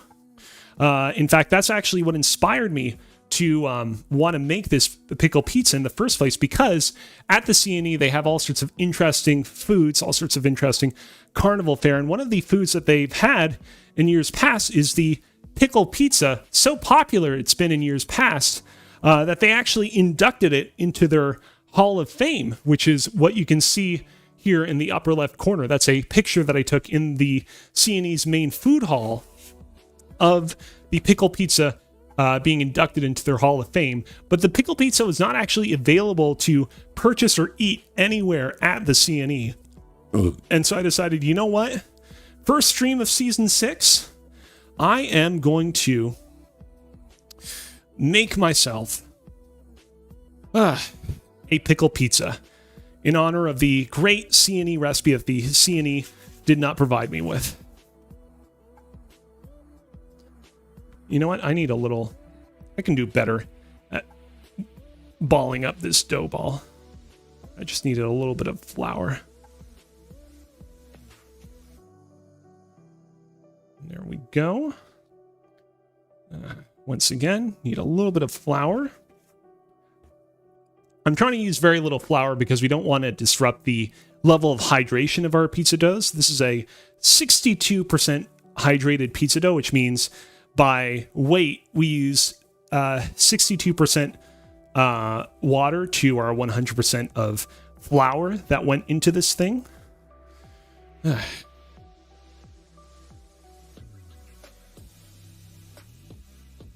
It's nice and sticky, which is not very optimal for us handling the dough, but let me grab a little bit of flour. It will mean that our pizza dough will be nice and hydrated when we put it in the oven, which will only improve its flavor and overall texture.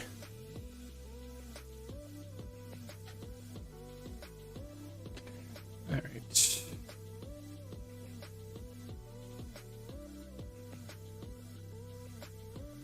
right. The Chow Style says, right on. I live in Hamilton, and we have a few places here that offer a pickle pizza, including a Detroit-style one. That sounds really good. We have a couple of Detroit-style places in downtown Montreal as well, but I don't think that they sell pickle pizza. Eventually they will understand. Eventually they will see the light, and more places will understand the majesty of pickle pizza. All right. Our hands are a little bit dirty, and also we got to dampen up this dish towel. So I'm going to bring our sync camera in here, and we will clean our hands and dampen the towel.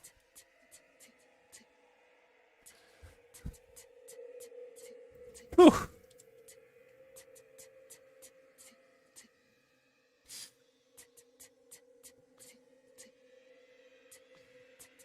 What I probably need for this sink is I need like a metallic sponge or something like that I can use to really scrub stuff off of my hands.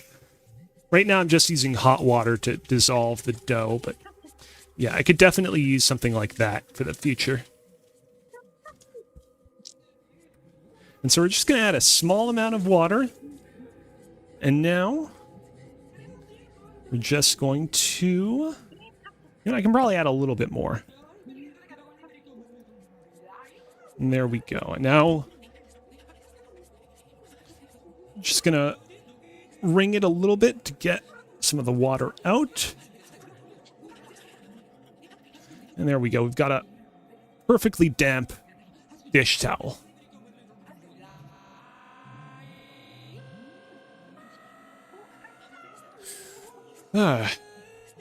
Bring our sync camera out of here. The Chow Style says, I visited Montreal in 2017 and fell in love with Dalla Rose Crèmerie at Atwater Market and Patrice Patisserie. Atwater Market. I visit that place like pretty often, actually. In fact, usually it's around Atwater Market that I tend to start my Pokemon Go walks whenever I'm playing Pokemon Go as part of a community day event. I've eaten there every now and then. The thing about Atwater Market is I do find that their prices can sometimes be a little bit jacked up, but it's always fun to visit. I don't think... Have I been to Dalla Rose Crèmerie, though? I'm pretty sure I have. It's just maybe I was not very cognizant of remembering the name of the place. And obviously, huge fan of Fairmont Bagels and St. Viateur Bagels, says the Chow Style. Oh, of course. I used to work, actually, at a quality assurance company that was actually located in the same neighborhood as both Fairmont Bagel and St. Viateur Bagel.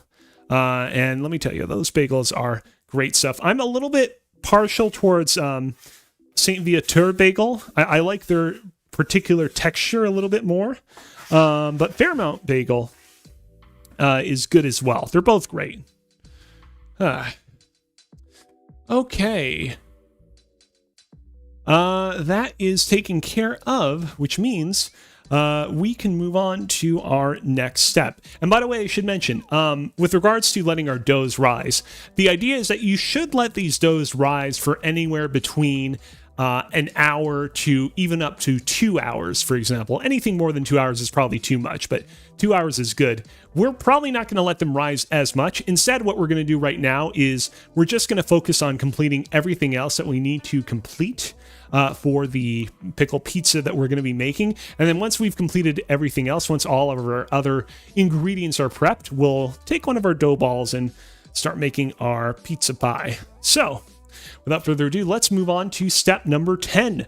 We're going to make our garlic sauce. This is the sauce we're going to be putting on top of our pizza. Normally, if you're making a pickle pizza, you'll use a white sauce, but what we're going to be making is more of a, I guess, closer to a vinaigrette than like a average like pizza sauce. This is actually inspired by a particular recipe that is used by a American pizza chain called Rhino. They don't publicly share their recipe online, but I was able to find another recipe online that basically did their best to kind of recreate this recipe. We are going to make our garlic sauce by mincing together an entire head of garlic and combining it with half a cup of olive oil, 1 tablespoon of dried dill weed, half a teaspoon of salt, and half a teaspoon of pepper in this mason jar. So first things first, let's focus on cutting up our garlic. Yes. Okay. We're going to... I just realized something. We need a knife. We actually need a knife to be able to partially cut up our garlic, because although we are going to be primarily using this shredder thing over here to mince up our garlic, we do need a knife to cut up the tops and bottoms of our little garlic pieces. So I will BRB and fetch myself a knife.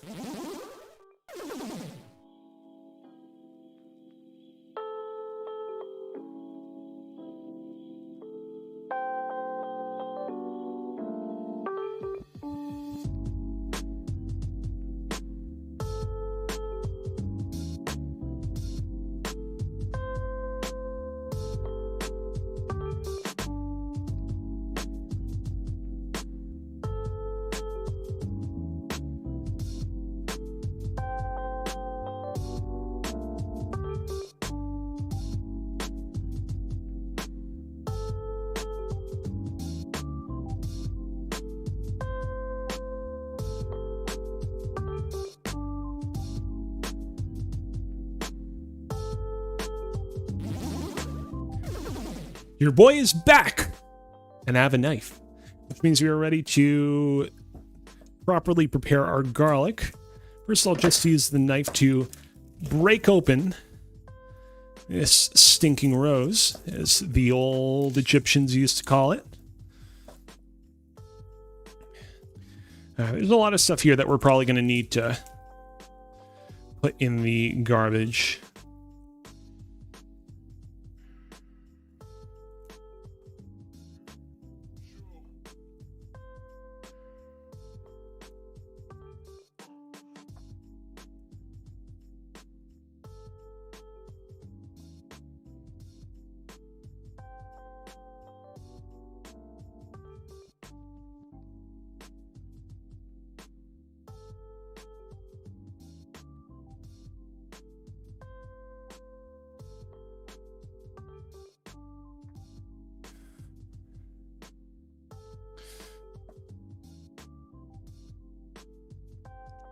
Okay, so what I like to do is I like to take the flat of the knife and I like to crush the garlic, because that makes it a little bit easier to work with.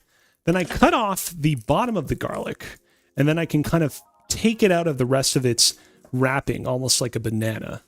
That's sort of my garlic strategy, and that's what we're going to do with the rest of these little cloves.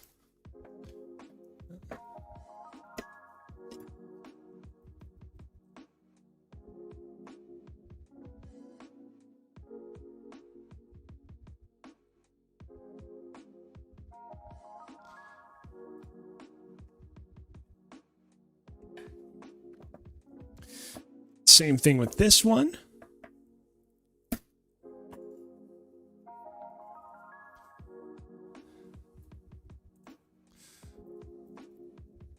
And it's a little slow going right now, but again, we need to give our doughs time to rise properly. And also, it's just good to kind of have a bit of a breather after working so hard on the dough earlier on in the stream. I smash and peel, but I try not to obliterate the glove, which happens sometimes. Good food takes time, says the Chow Sal. Yes, indeed it does. I mean, you count the amount of man hours that I spent preparing for today's stream, or you specifically just narrow down and count the amount of hours that we're spending to make this dough. And I mean, it's over 48 hours. You need time to let these things properly ferment, properly come into their own. And that's what we're doing here today. Sometimes these cloves are a little bit tough to break through. The first one was like perfect. That was like getting a banana out of its peel. There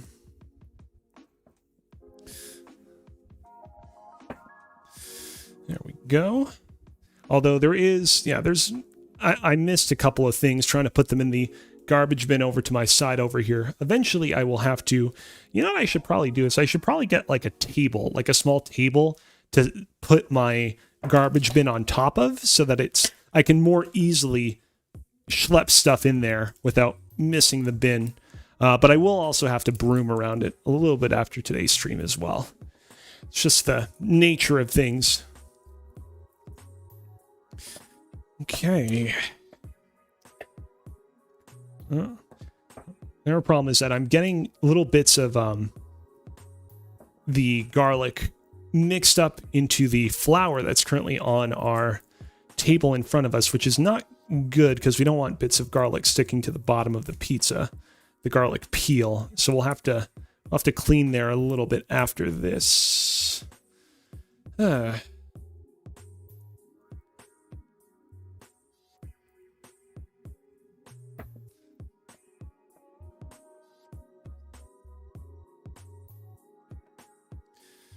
we go. All right, just about 4 more cloves to go. This one here is a big clove.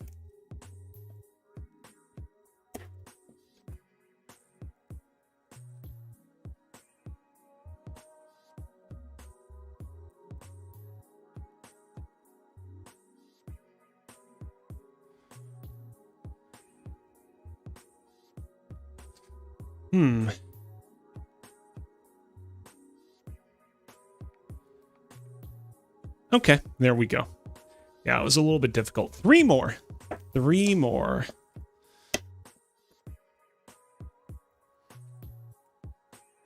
I don't think my microphone is picking up, but me unwrapping the garlic is definitely some pretty good ASMR material. But unfortunately, I don't think the microphone is picking it up.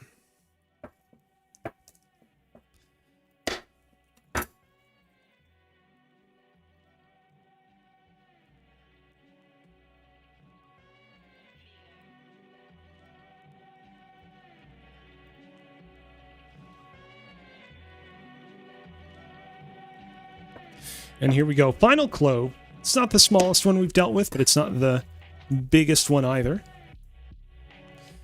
But it's always so difficult to unpeel them. And there we go. And so with that taken care of, yeah, that was indeed a little peel action. Now we're going to get into a little bit of grating action. We are going to grate our garlic onto this cutting board.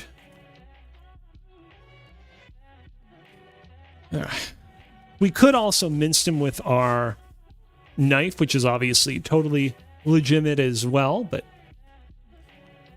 this is just more convenient for us.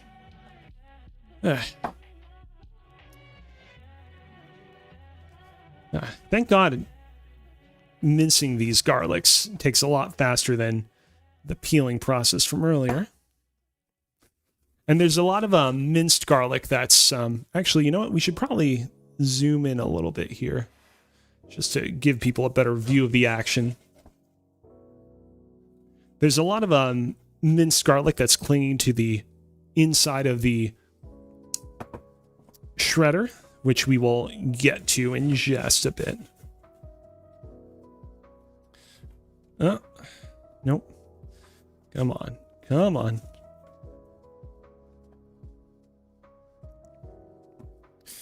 All right, next piece. We got about 5 left to go.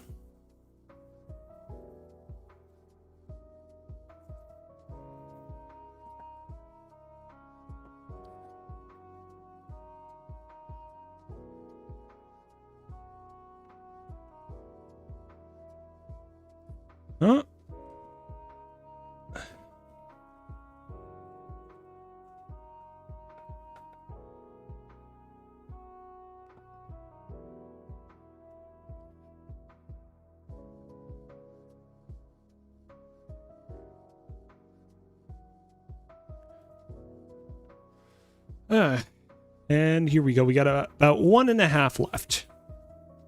My fingers are getting a little bit stained and irritated by the juice of the garlic, but we're almost there.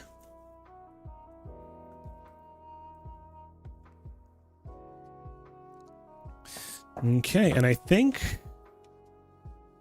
that's that. Now we're just going to do our best to kind of scrape up any garlic that's still clinging to the grater. And get it in here.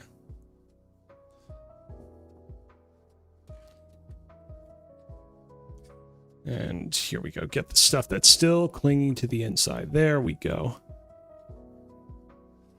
There we go.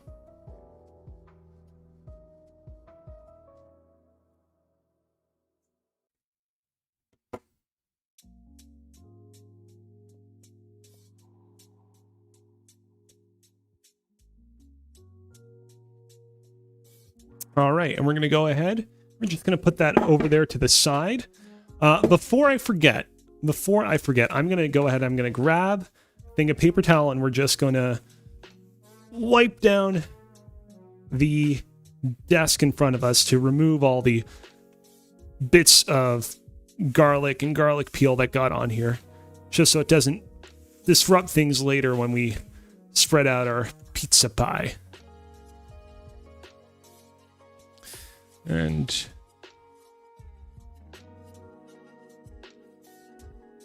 there we go. All right.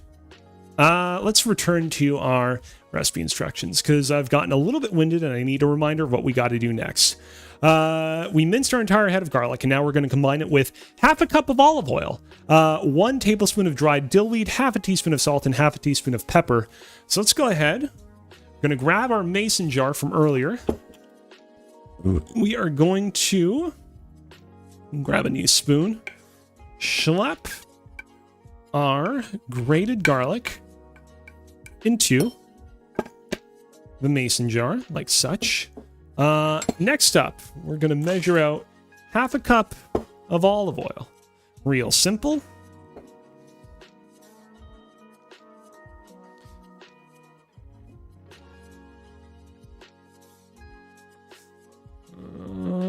Almost there. We're at a fourth. We actually have not a lot of olive oil left in the jar, but I think we'll make it. I think we will. Will we? Oh no. Are we short on olive oil? I mean, we're only off by like a little bit, but I thought for sure we were going to make it. But how expensive did olive oil get, eh? It's pretty expensive. This particular jar, I don't think it's the most expensive. It's President's Choice, but man, I thought we just... Hold on, there's like little bits of olive oil that are still dripping out of the bottle. If we just wait a minute and let the additional olive oil drain out of the jar, I think we should be okay.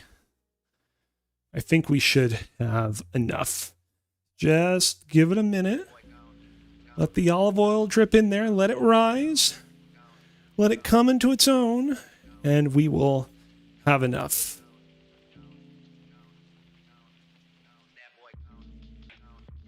Yeah, I think we're going to be okay. All right. Okay. Let's, I'm going to cap this olive oil and I'm going to schlep it into our trolley. And now we are going to pour it into our mason jar.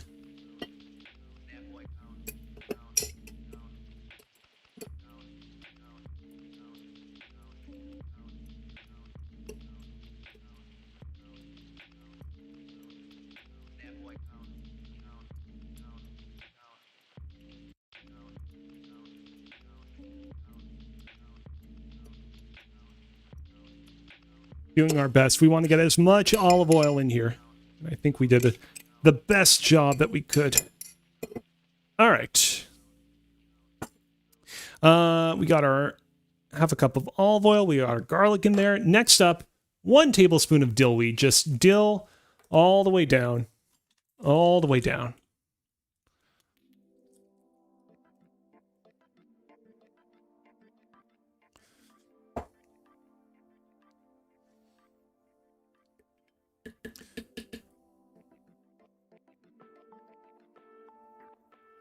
And there we go. Our dill weed is nice and in there. Next up, our half a teaspoon of salt.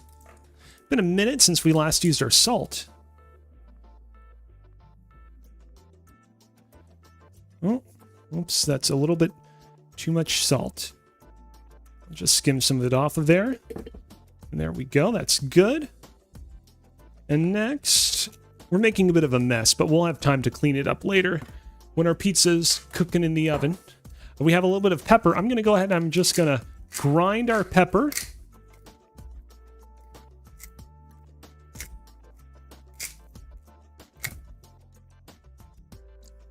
And I'm gonna measure out a good half teaspoon of this stuff. Some of it's spilling on the counter, but that's okay. Put it in there. Now we're gonna cover up our pepper, and I'm actually gonna grab another thing of paper towel.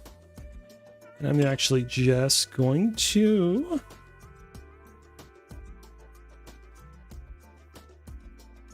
gather up our pepper like such. There we go. Now I'm going to take this spoon, stir up our mixture.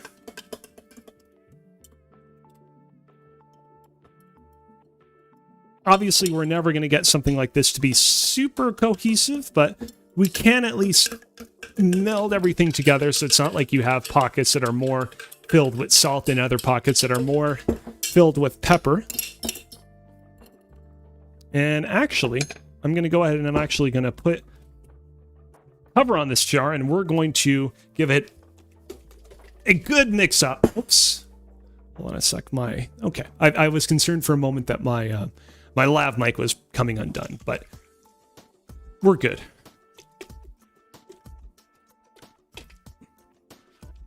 And there we go. I think we're nicely mixed up over there. Which means we can move on to step 11. We're getting to our end game now. Real simple. We're going to grate up a block of low moisture mozzarella cheese and set aside. Whew. We're going to grab ourselves a plate. We're going to grab ourselves our grater, and I'm going to reach into my trolley down below. And I'm going to grab myself a block of mozzarella that's been waiting in the refrigerated lunchbox I just pulled it out of for a little while now. All I have right now is just this block of mozzarella, but I have more in the lunchbox if we need it. So, real simple.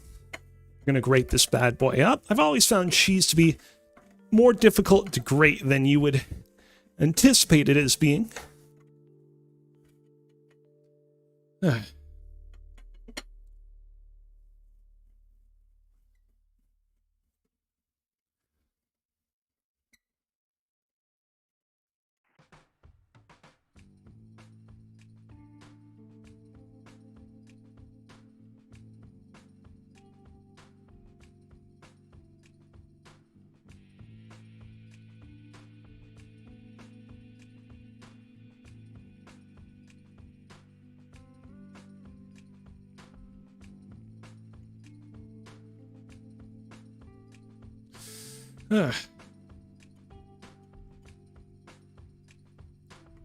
Just a little bit more, and we'll be good. Although I'm wondering if we need to already open up one of the other things of mozzarella. Anyways, there we go.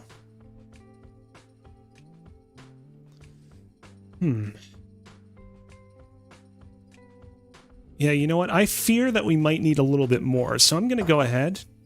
I'm going to grab the other thing of mozzarella that we have in here, and we're going to open it up.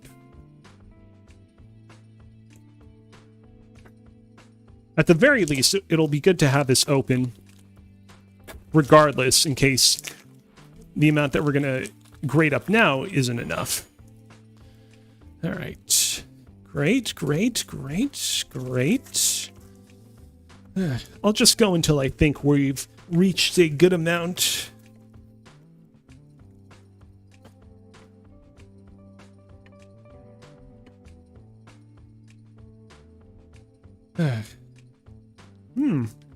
Tasty stuff. All right. I think that's good.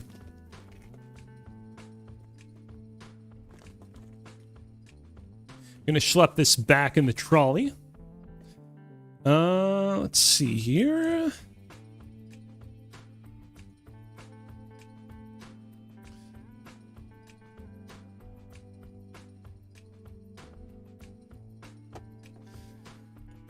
All right, just grab a few more little bits and pieces on our counter just to clean it up a little bit, because next up is where everything comes together. Because our next step, step number 12, is pizza making time. We're going to stretch out one of our dough balls onto a sheet of parchment paper and then top it with a dollop of garlic sauce, a smattering of our shredded cheese, a handful of pickle slices, and a dash of dried dill weed to top it all off. So, we're going to go ahead and we're going to get our thing of parchment paper. Normally it would cut like this, but it's not doing that. I don't know why. There we go. There we go. But we actually don't. We can actually just put this over to the side just temporarily. Okay. Let me move that over there. Go ahead. Let's, you know, I should probably zoom out a little bit. There we go. So people can get a better view of the action. Let's see how our dough balls are doing. They've not, I mean, it's not like they've risen super high since we put this thing on top of it, but they've definitely risen a little bit. I'm going to go ahead. I'm going to scoop up this bad boy over here. Actually, before I do that, let me just flour our surface all nicely. There we go, just to make our dough a little bit easier to work with. And there we go. We're going to put that over there. All right. This is not going to be the biggest pickle pizza I've ever made, but it's still going to be a good one. Now we're just going to stretch this bad boy out.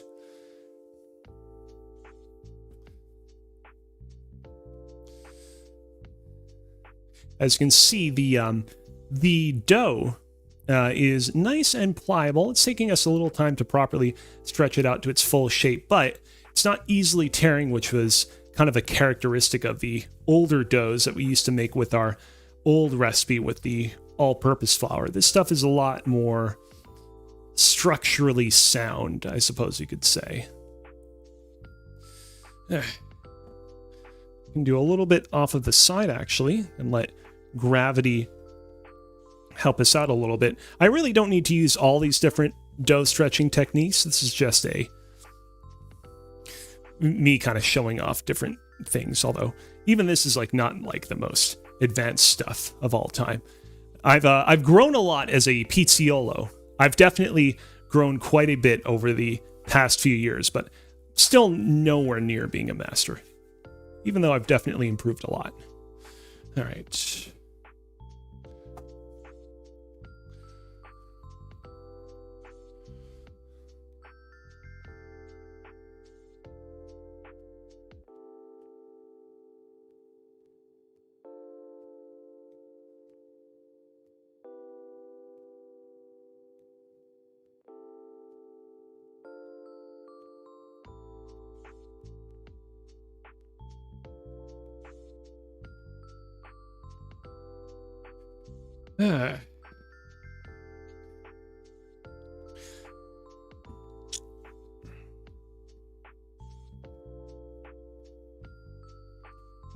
I just want to spend a little bit more time stretching it out because I feel like we could get a little bit bigger. And then we'll plop it on our thing of parchment paper and start adding our toppings. Oh, we got a little hole. Got a little hole, but it's not the biggest hole of all time.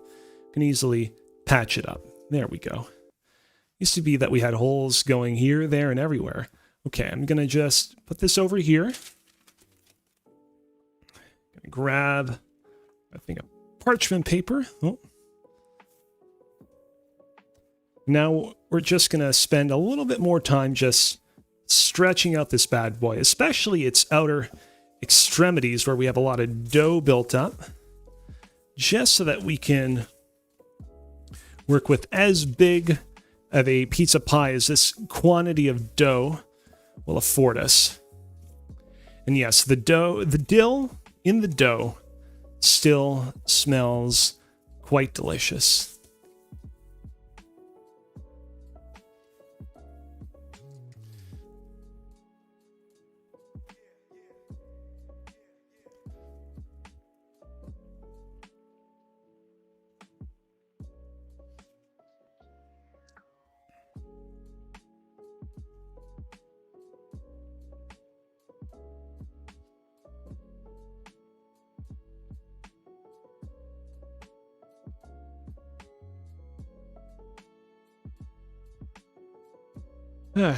Okay, I just want to stretch it out a little bit over here because I noticed there's a couple of sections where we got a bit of a build up. Sorry that this is not the most engaging, stimulating content. I care about the appearance and size of my pies, and I want them to be the best pizzas they can be.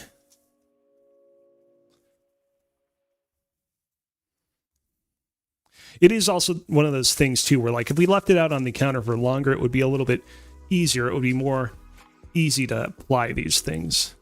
And so it is just one of the downsides of us not having left it under the dish towel for as long as perhaps we could have left it there. Okay. I will continue to use these doughs to make more pizzas after today's stream is concluded. And let me tell you, those are going to be as good as this pizza is going to be. Those are going to be even better. All right, let me just push this a little bit over here. And there we go. Okay, I think that's good. Let's go ahead. Let's grab our garlic sauce, garlic and dill sauce. We're going to spread some out on this pizza pie.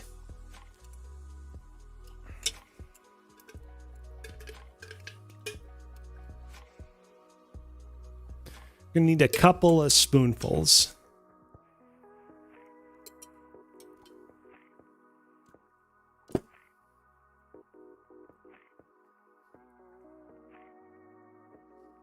And we're gonna all the while use our spoon to properly demark where the sauce will end and where the crust will begin, so that we have a good crust to non-crust ratio. Because that is one of those things where earlier in the stream I showed the image of the pickle pizza I made in prep for today's stream, and I think that one came out really good. Definitely very appetizing, definitely very tasty, but I think that the ratio of crust to non-crust was a little bit off on that one. I think I let the crust get a little bit too out of hand, and so I'm trying to really push back on the crust by a decent amount so that the non-crust parts of this pizza pie can get more time to shine. Let me just do this one more time.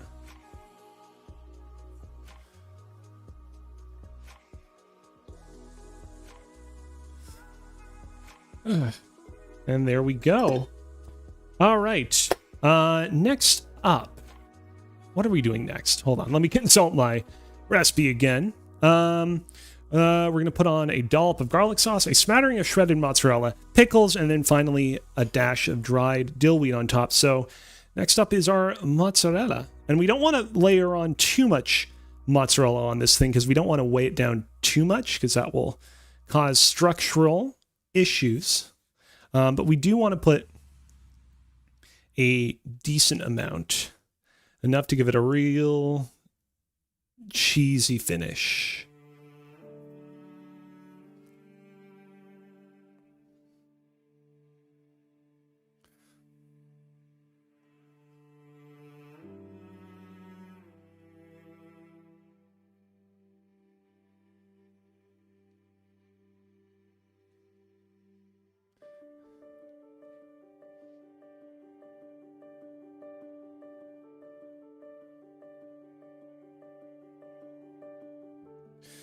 Put on a little bit more. Again, we want to be careful that we don't weigh it down with too much cheese, but we just want to make sure that it's good, well, and covered.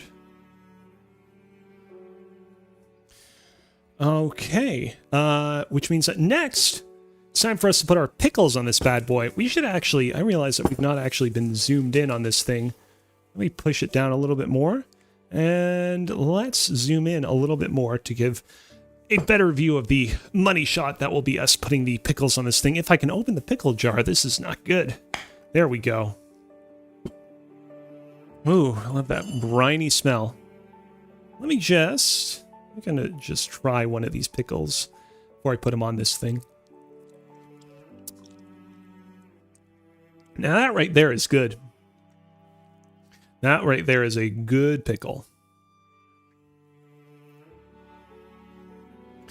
I'm gonna just, you know what? I'm just gonna very slightly wipe down the pickles before I put them on the pizza, just so that they're not overly watery.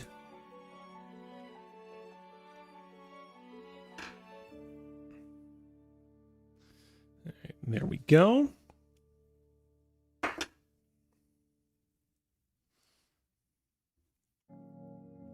think we can put like a good 20 or so pickle slices on this thing.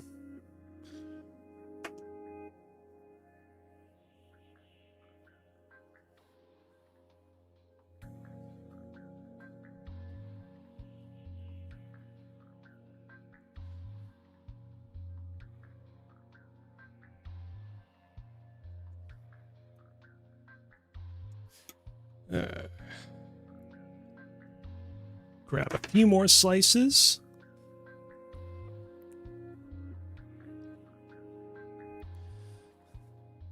All right, that paper towel is finito.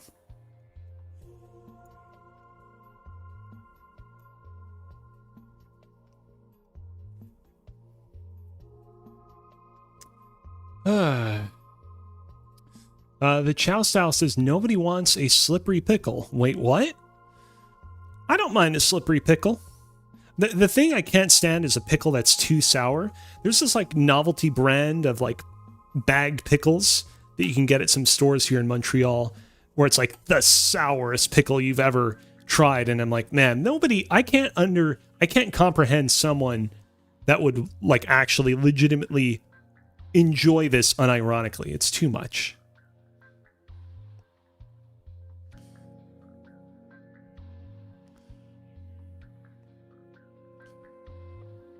Okay, and I think that's pretty good in terms of pickles. Let's see here. Yeah, it doesn't sound good. It's not good. I would not recommend it. I'm going to temporarily put a cap on this bad boy. And last but not least, before we schlep this bad boy in the oven, we're just going to do a little extra dill on top of this bad boy.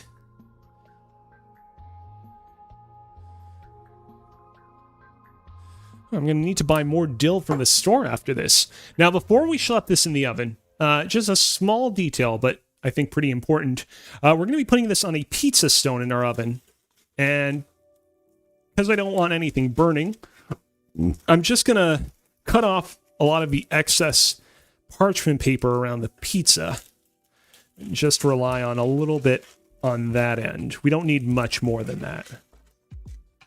And there we go.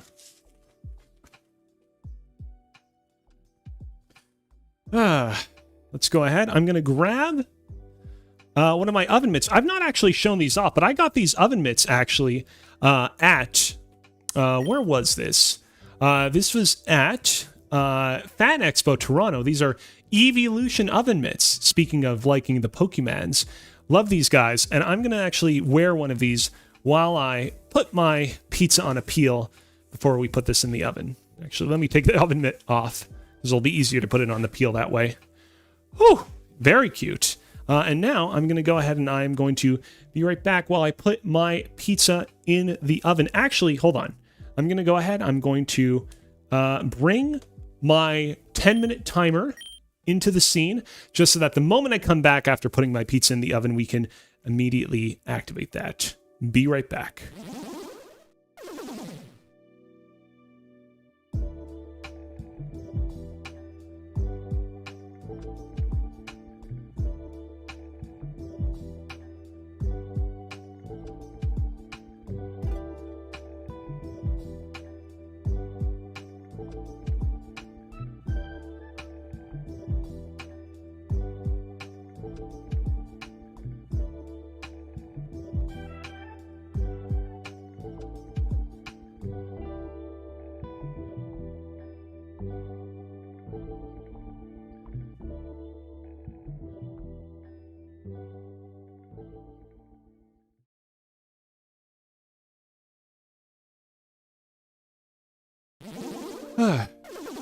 We are back, and with not a minute to waste, I'm going to go ahead and I'm going to hit start on that timer so that we can safely know that our 10 minutes are currently going. So we know how long our pizza has been in the oven. Let's go ahead and let's switch back to our half and half display. I'm just going to grab a little mozzarella. I'm hungry, you know. The Chow Style says, I have a Pokemon skirt, hee hee. Ooh, that is, I'm curious, is it is it just like a general Pokemon themed skirt? Are there like a bunch of different Pokemons on the skirt? Or is it like, how do I say? Like, is it specifically themed off of one specific Pokemon? I'm getting a little water in my system as well. Let me know while that's happening. While our pizza is cooking upstairs in the oven, I'm just going to take a little bit of time to clean up around the desk. We're not going to do too much cleanup because remember that I am going to continue to make some pizzas after my stream is over, after we finish this first one. But there are a couple of things that we can clean up right now. For example, we don't need our salt anymore because we use that to make our dill sauce. I was like, what did we use the salt for again? We used the salt for the dill sauce. We also used it for the dough as well. Don't need our black peppercorns anymore. Dillweed, we actually will need this, so we'll keep this on here. Don't need the spoon anymore. We don't need this fork anymore, so I'll put those in our trolley as well. The Chow Style says, I'm pretty sure the artist was also at Fan Expo. K-pop art. Oh, interesting. Not familiar with them, but I'll definitely make note of that name. We're going to go ahead. We're going to put that measuring cup in the thing as well. We don't need this knife anymore, so we'll put that in there as well. We'll need to clean our trolley a little bit, I think. We'll still need to use our cheese grater a little bit, but we won't need this cutting board that we use for the garlic. So we'll put that in here as well. Ooh, we're going to need to clean underneath the table a lot as well, too. Let's see. The Chow Style says, has Squirtle, Charmander, Pikachu, Eevee, Butterfree, and Vaporeon. Each Pokemon is with a flower. Ooh, I like that one. I appreciate the inclusion of Butterfree and Vaporeon, so it's not just the starters that are getting the love. I feel like it's good to have diversity in terms of the Pokemon representation at hand. Let's see here. We don't need these measuring spoons anymore, so I'm going to go ahead and I'm going to schlep them in the bowl. Let's see here. We probably don't need this cup with this additional spoon we didn't use anymore, so I'm going to schlep that in the trolley as well. And the dough cutter, we will need this if we need to separate our pizza doughs later on, so I'll leave that in there. There we go. Scissors, might need that later on if we're cutting more parchment paper. Also, I realized I've not had my phone plugged in, and my phone is kind of on low energy, so let me plug that back in. There we go. All right. I'll just put that over here. Let me bring in, this is our pizza serving plate. It's a serving plate we had up in one of our dusty cupboards for a real while that I discovered this a couple years ago, and since then it's been the main pizza plate that we've used whenever we bake pizzas. So I'll just have this here at the ready. Also, new pizza cutter. So previously, if you tuned into any of my prior streams in the past, you viewers at home might remember that I used to have a clear plastic pizza cutter that completely vanished. I don't know what the hell happened to it. I don't know where it ended up, but one day we just went looking for it and we couldn't find it anymore. And so, yeah, we had to get a new one. I like this one a lot, but I will always remember and think of the clear plastic one. You know what? Actually, while we're here, while we're daddling for time, while our pizza cooks upstairs, I'm actually going to go ahead and grate up some more cheese, considering we're going to probably need it when I make some of my other pizzas off stream. Let me grab my cheese grater and grate up some lactose. I've experimented with a few different mozzarellas over the past year, and I find that this one tends to be the best. Some of the other mozzarellas I've tried are just really weird and kind of hard to handle after they've been grated, even though they taste fine. This one both has low moisture and is like fairly easy to handle. This is Saputo. The brand is called Saputo, and it is, let me zoom in actually real quick so I can give you a better view of this. Saputo Mozzarellissima Pizza Mozzarella. Rich classic cooking cheese, and it works really well. It's 52% humidity, which is what the humidity level that you want for a mozzarella pizza, although you can go lower. You can get to 48, for example, if you want a really low moisture mozzarella, and I mean it goes even lower than that, obviously. Okay, I think that's pretty good. I'm going to schlep that back in the cooler pack. Also, I'll bring my half and half view back in. Just to give people a better view of the action.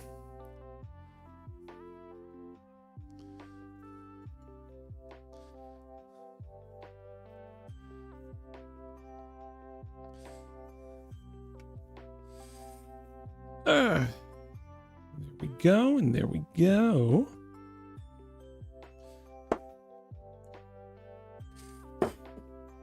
Oh, I didn't even mention this earlier. I might as well bring it up right now. I actually have on hand an old thing of Hidden Valley Ranch.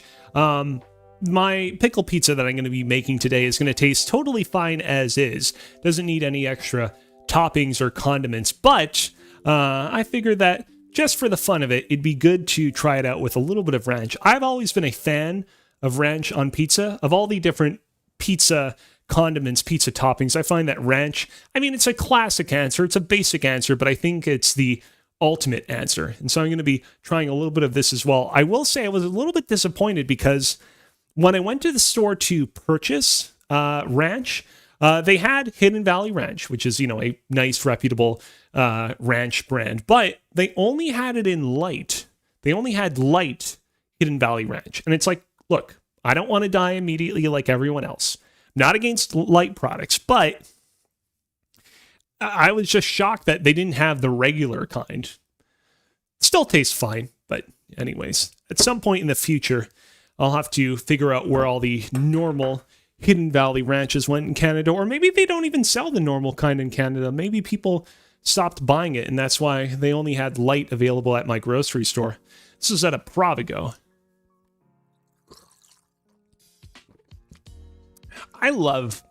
By the way, I love this water bottle. This is a fantastic squeezed water bottle. I've brought this with me many times in the past on bike trips, here, there, and everywhere. Fantastic water bottle. 100% recommend it. I don't know where you can actually buy it, or if you can even buy it. I think it might have actually come with a bike that myself or my parents purchased at some point, so maybe it's actually impossible to get out of that context, but highly recommend it. All right.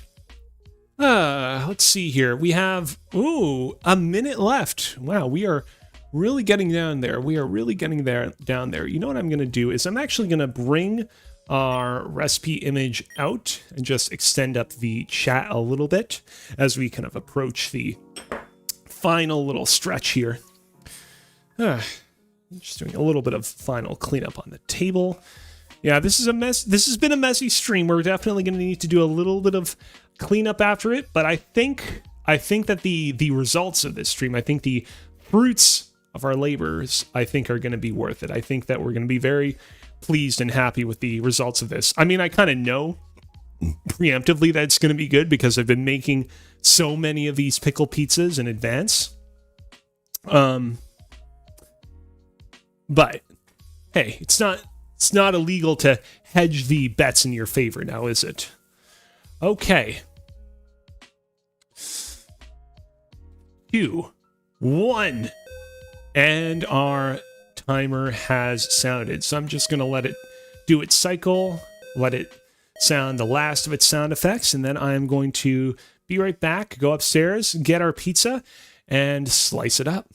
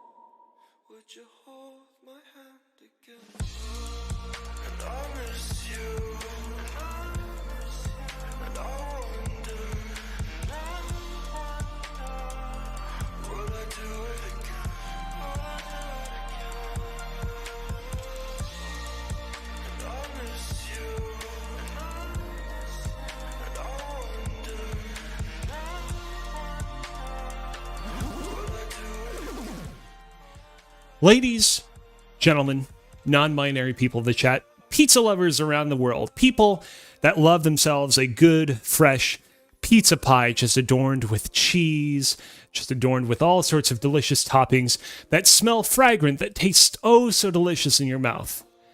Have I got a pie for you?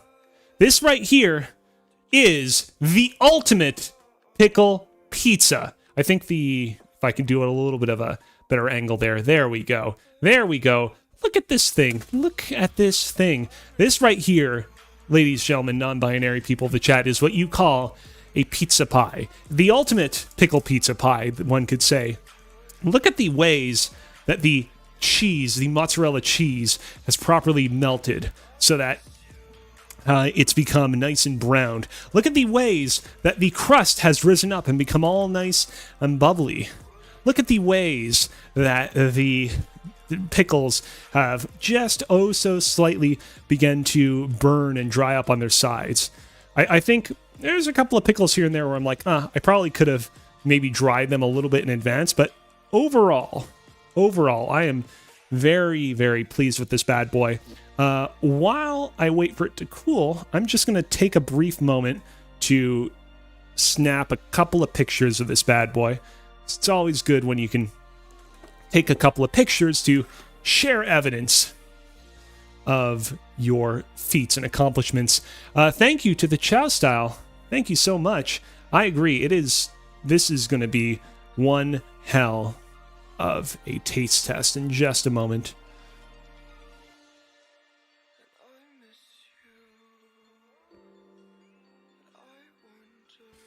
And what's good is I have so many interesting things in the background to these photos. I'm just going to, real quick, take just a couple of photos from this angle. Just to see if... Because it's good to take as many photos as you can. When you're in this sort of situation, you want to work the camera. You want to get as much evidence as possible of your great deeds.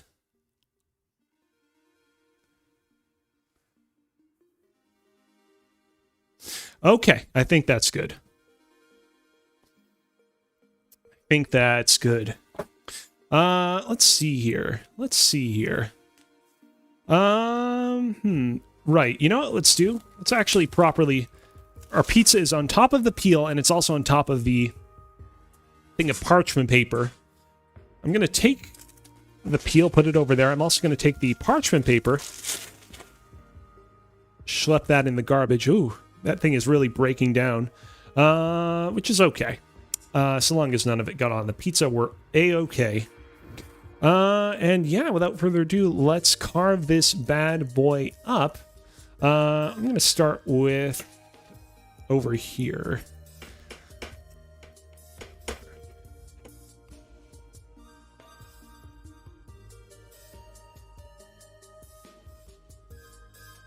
And just cut ourselves a single slice.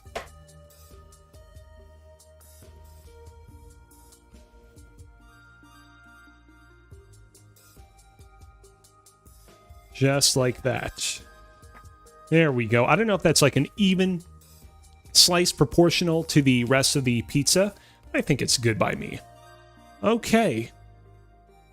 Let's see here. And look at how good this is. I appreciate that the cheese isn't just slopping off of it, although I do sometimes like a slice where like the cheese is like just coming off of the rest of the pizza. All right, let's go ahead and let's bring in our zoomed in camera and let's taste test our creation.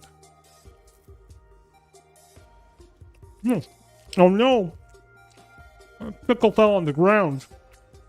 Still great though. This is still an excellent pizza. The dough, oh man, the dough is so good. The dough is so incredibly dilly and tasty. The mozzarella, so incredibly salty and nice. The dill sprinkled on top. You think the dill sprinkled on top would be a little bit much, a little bit excessive. It's great alongside the sauce underneath.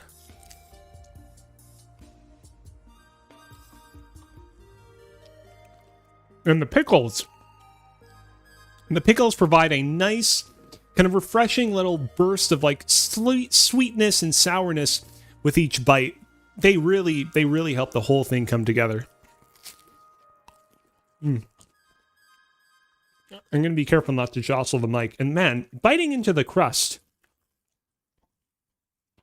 The crust is so good. I'm so incredibly pleased with the advancements I was able to make in crust making technology. I almost like that dill dough. You gotta love it. Yeah. Like, here's the thing about the dill dough. I added a bunch of dill to the dough when I was making this recipe because it's part of the joke. I might exclusively make dildo crust from here on out, even when I'm not making a pickle pizza.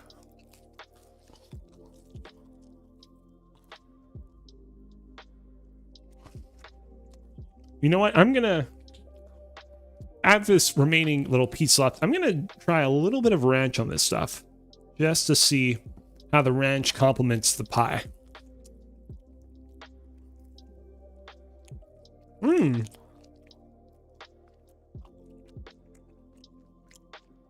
The ranch definitely adds another layer of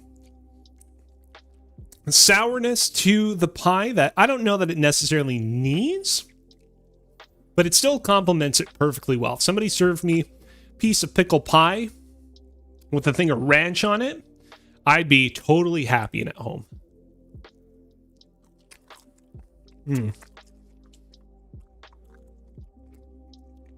What a delicious, delicious specimen.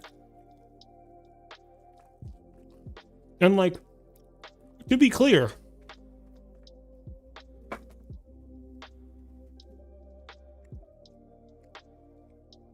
I'm not even exaggerating here. It would be so easy for me to conclude this stream being like, this is such a tasty, delicious meal. Such an incredible feast. This is so incredible. It would be so incredibly easy for me to lie through my teeth and pretend that something I prepared is tasty. And I've definitely done that very early on in my streaming career of making some of these not so tasty dishes.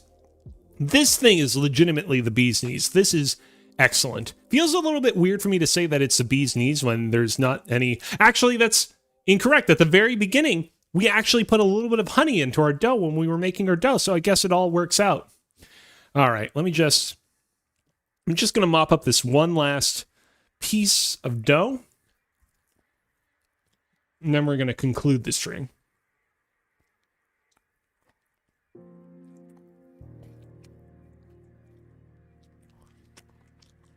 Man, I want to get back to this stuff real quick. All right. And with that, I'd like to thank everyone for tuning in to tonight's stream. Remember that this is Season 6 of Kozibear's Cooking, the debut of Season 6 of Kozibear's Cooking, and that new episodes of it are currently streaming live every Wednesday at 5 p.m. Eastern Standard Time on both twitch.tv/KozibearLive and youtube.com/@KozibearLive from now until October 30th. You can also watch past VODs of both this season and all the prior seasons of Kozibear's Cooking on both platforms, as well as highlight reels and clips of the season's best moments exclusively on YouTube.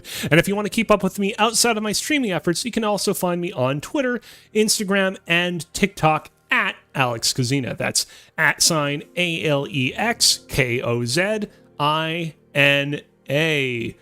Once again, thank you to everybody for tuning in to tonight's stream.